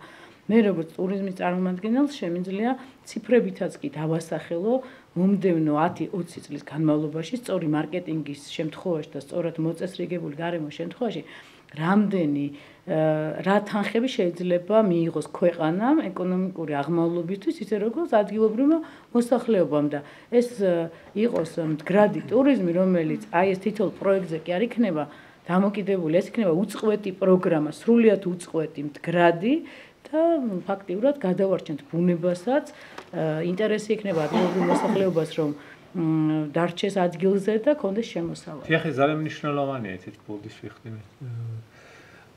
რომ პრაქტიკულად მოხდა ისე, რომ ამ შემთხვევაშიც ჩვენ ფაქტის წინაშე დაგვაყენეს. როდესაც არავისთვის არ უკითხავს, სად მოაწყვეს განხილვა, ვის კითხეს, რატომ არ დაპატიჟეს ერთი ადამიანი მაინც ჩვენი სოფლიდან და დაგაყენებენ ფაქტის წინაშე, რომ ეს არის მიღებული პროექტი, უკვე დამტკიცებული პროექტი, უკვე განხილული პროექტი და შენ არაფერი არ ახარ პრაქტიკულად, ანუ შენ ვერაფერს ვერ შეცვლ და განახორციელებ.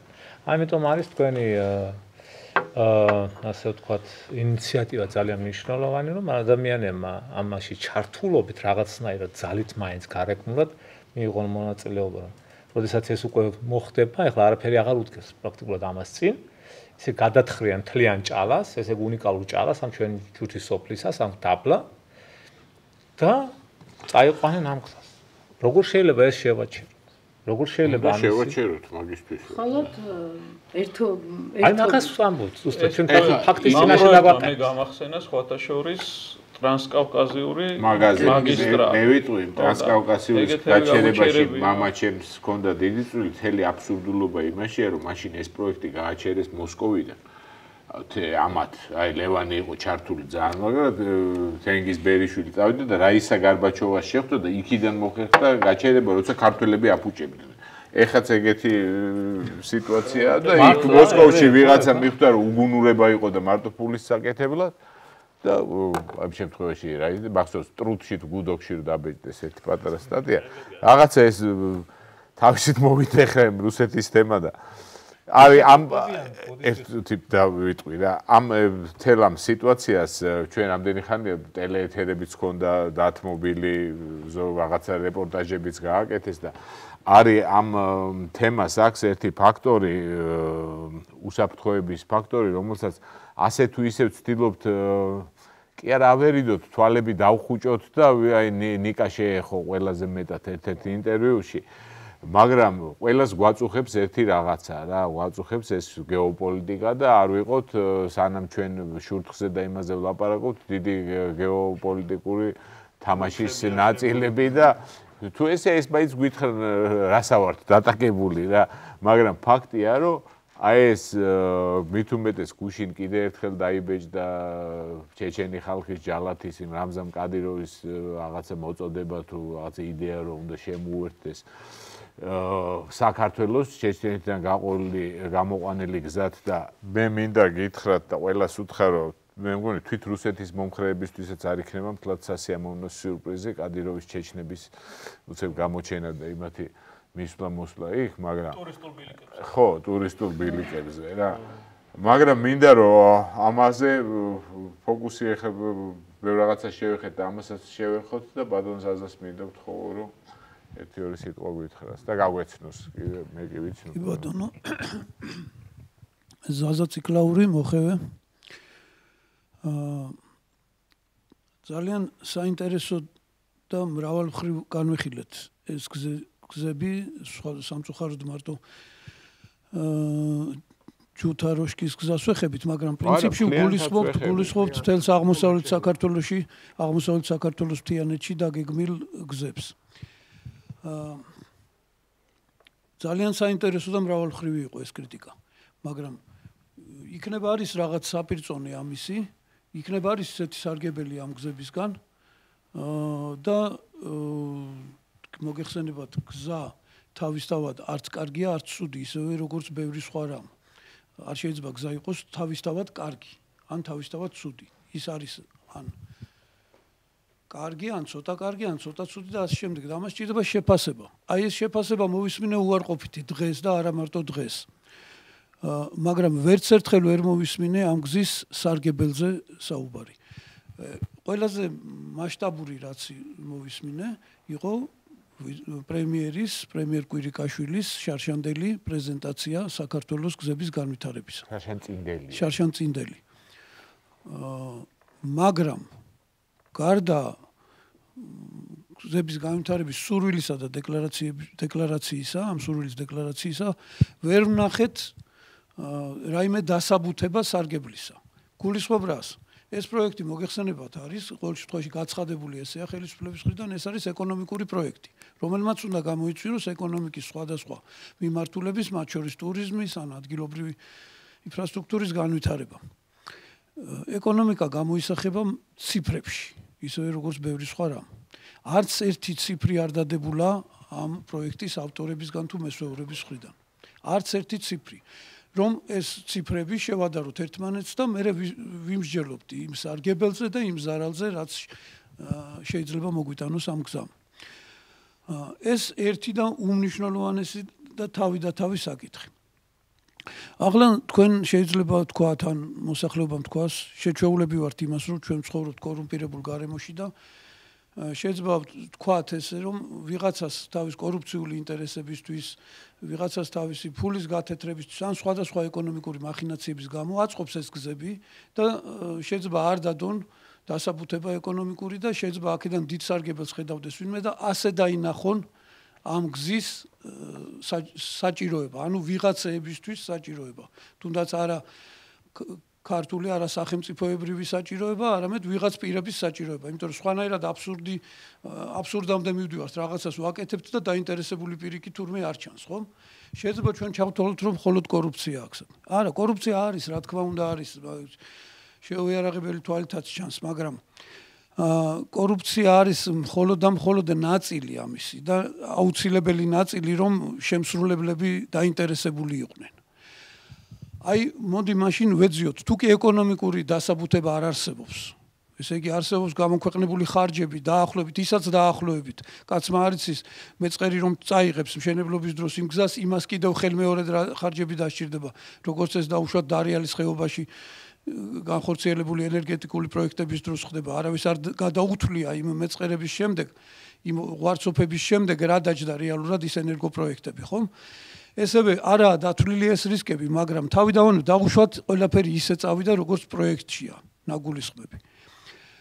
ეს ხარჯები რით არის ბალანსირებული, ანუ რა დროში ხდება ამოგება იმ ხარჯებისა, რასაც სახელმწიფო გაიღებს ამ გზების მშენებლობის დროს. ლაპარაკია მთელს აღმოსავლეთ მთიანეთში, საქართველოს აღმოსავლეთ მთიანეთში გზებით დაქსელვა ამ მთიანეთის.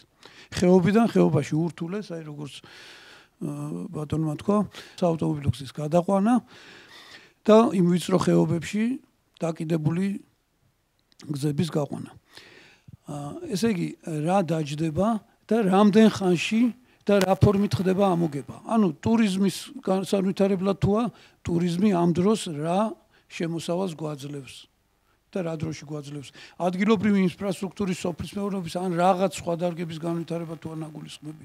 ან კარიერებისთვის თუ მზადდება მაგალითად ეს გზა სხვათა შორის ძალიან უახლოვდება პოტენციურ კარიერს იმ დაცულ ტერიტორიაზე, ჯუთის მიმდებარე ტერიტორიაზე, კი, დიაბაზის. რომელიც დიდი ხანია ეს უცნობი არავისთვის არაა სპეციალისტებს, მაგრამ აი ახლა რატომღაც დაცული ტერიტორიების რუკაზე ეგ ადგილი მონიშნულია რომ არ შეიტანონ იმ პერსპექტიულ დაცულ ტერიტორიებში. წინასწარ მონიშნულია უკვე რომ ჭიუხები დაამუშავონ ჭიუხების მიმდებარე ტერიტორიებზე კარიერისთვის არის გამზადებული. ხო, ეგ არის სხვათა შორის ქუცნაშვილის გეგმა არის წიგნის დაწერა მაგაზე რომ ეგ მაგ უნდა გავაკეთოთ. ხო და აი თუნდაც თქვათ ეს ცუდი კი არა, თქვათ ძალიან კარგია რომ დავანგრიოთ ჭიუხები და გამოვზიდოთ იქიდან დიაბაზი და მოვიწყოთ იმით უნიტაზები, ლამაზი, მწვანე. დაუშვათ ეს კარგიცაა. დათვლილი ხომ უნდა იყოს ციფრებში რომ აი ამ გზის გაყვანა რამდენ ხანში იძლევა ეკონომიკურ შედეგს. სანამ ეს არ იქნება, მანამდე არ ჩანს ის არ ჩანს მიზანი, არ ჩანს ვინ დგას ამის უკან და რა ამოძრავებს. მაგრამ არის ეჭვები და ეს ეჭვი არ არის საფუძველს მოკლებული. უბრალოდ ეს ეჭვი კი არა რეალობა. მოდით ესე ვთქვათ, გადავხედოთ ჩვენს რეალობას. რა გეოპოლიტიკურ მდგომარეობაში ვიმყოფებით. თავიდანვე ეხლა დაწვრილებით ამ გეოპოლიტიკის განხილვას, უბრალოდ ვთქვათ, ჩვენ ვიმყოფებით ომის მდგომარეობაში ჩვენს მეზობელთან, რუსეთთან. ომის მდგომარეობაში. თან ეს ომი არა პერიოდულად ვზავდებით, პერიოდულად გრძელდება, ყველა ეტაპი არის ჩვენ და საზარალოდ. რაც საქართველოს დამოუკიდებელი გახდა, იმ დროიდან მოყოლებული ეტაპობრივად გვაქვს ინტერვენცია რუსეთიდან, გვაქვს პერიოდული ესე წარმატებული იყო ერთი პერიოდი მარტო როცა დეოკუპაცია მოხდა ოფიციალურად საქართველოსი. დანარჩენი ხდება ოკუპაცია, ინტერვენცია და კარგავთ ტერიტორიებს. ეხლა გეკითხებით თქვენ, აი ამ თვალსაზრისით ეს სასაზღვრო რეგიონი, სადაც გზები გაყვავს, შესწავლილია თუ არა, დადებულია თუ არა უსაფრთხოების თვალსაზრისით დასკვნა ამ მშენებლობებთან დაკავშირებით. მე გეტყვით რომ ესეთი დასკვნა ოფიციოს არ აქვს, მაგრამ თავისუფლად შეიძლება გადავხედოთ და დავწუნდეთ რომ ეს არის დასკვნა აბსოლუტურად უარყოფითი რომ ამ გზების გაყვანა არის პირდაპირ რუსეთის ინტერვენციისთვის ხელშეწყობა და გზის გახსნა. ამას რა თქმა უნდა დღევანდელ ეთერში და დღევანდელ ჩვენ საუბარში დაწვრილებით ვერ განვიხილავთ და რა თქმა უნდა არც განვიხილავთ დეტალურად, იმიტომ რომ უსაფრთხოების საკითხები არის, მაგრამ ცხადზე უცხადესი არის რომ ის რაც გაგვიკეთა ეს უკვე არასპეციალისტისთვის რაცაა ცხადი, აი მოდით იმაზე გავამახვილებ ყურადღებას. როკის გვირაბზე 60-70-იან წლებში ქართული მოაზროვნე ნაწილი იბრძოდა რომ როკის გვირაბის მშენებლობა შეეჩერებინათ. ეს არ გამოვიდა იმ დროს, იმიტომ რომ საქართველოს ხელისუფლება ძალიან იყო დაინტერესებული რომ რუსეთისთვის იამებინათ.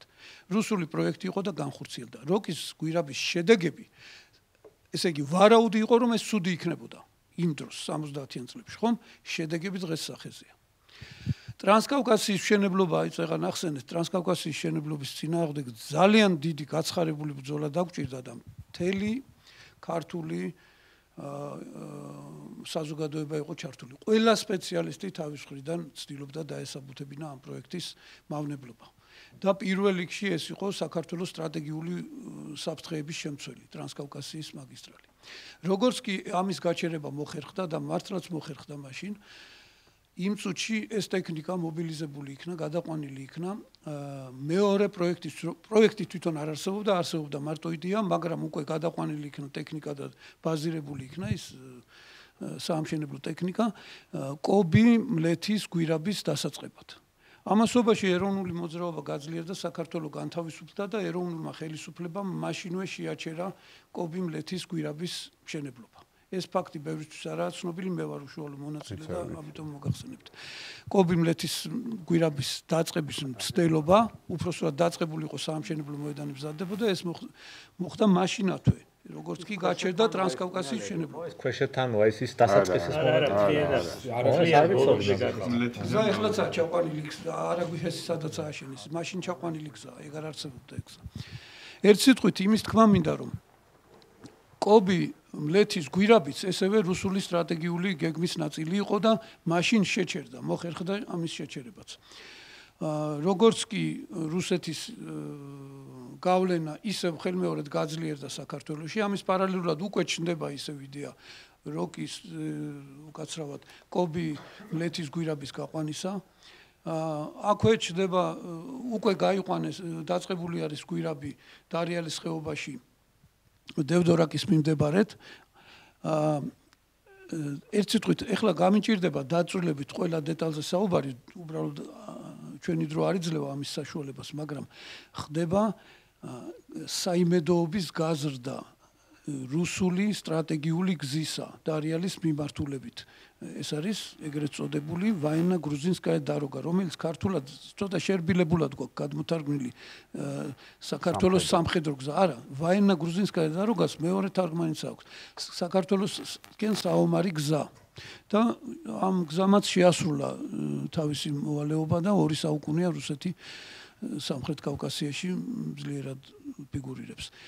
ახლა უყურეთ უკვე 80-იანი უკვე აი 90-იანი წლებიდან და 2000-იანის დასაწყისში ჩვენთვის გასაგონადაც კი რუსეთის მხარე აცხადებს ღიად რომ ეს გზებიც არაა საკმარისი და საჭიროა განვითარება როგორც ჩრდილო-სამხრეთის მიმართულების კომუნიკაციების ისე დააკვირდით და ეს ძალიან მნიშვნელოვანია.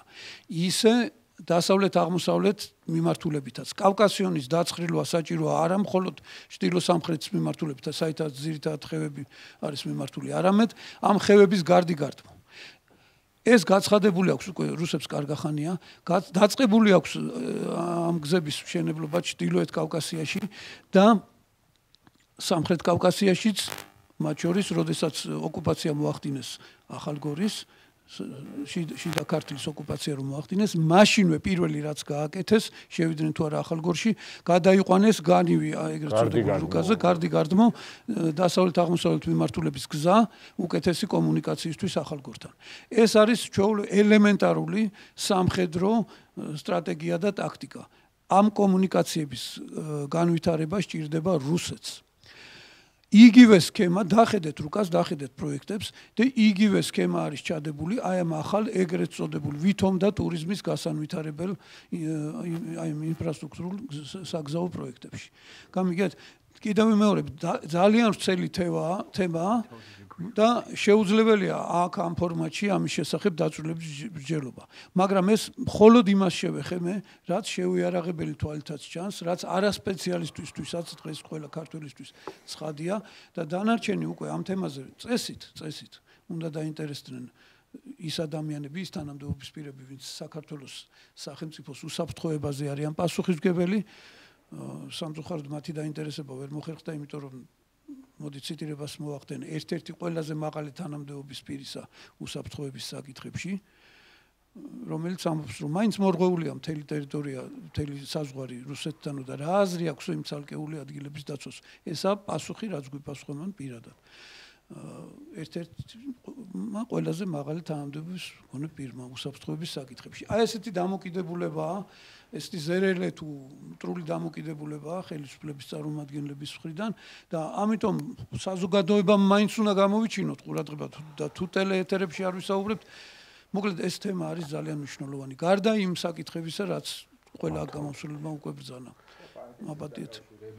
ყველა ეს ეხლა როშკის გზა არის ყველაზე თავარი ფაქტიურად, გამოც ლარსიდან გადადის ტანკი არხოტში ეგრევე.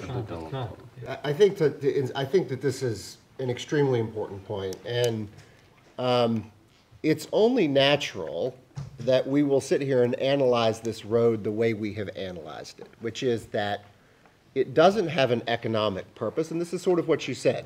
It doesn't have an economic purpose. They haven't shown it. It's against any kind of rational tourism strategy. The local people are against it, at least most of them.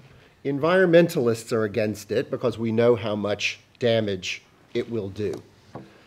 And these are the things we know. We know those subjects. Corruption. And the corruption issue is something we can also identify because actually they've made it very easy for us to identify the corruption issue by leaving a paper trail, as we call it, about the corruption.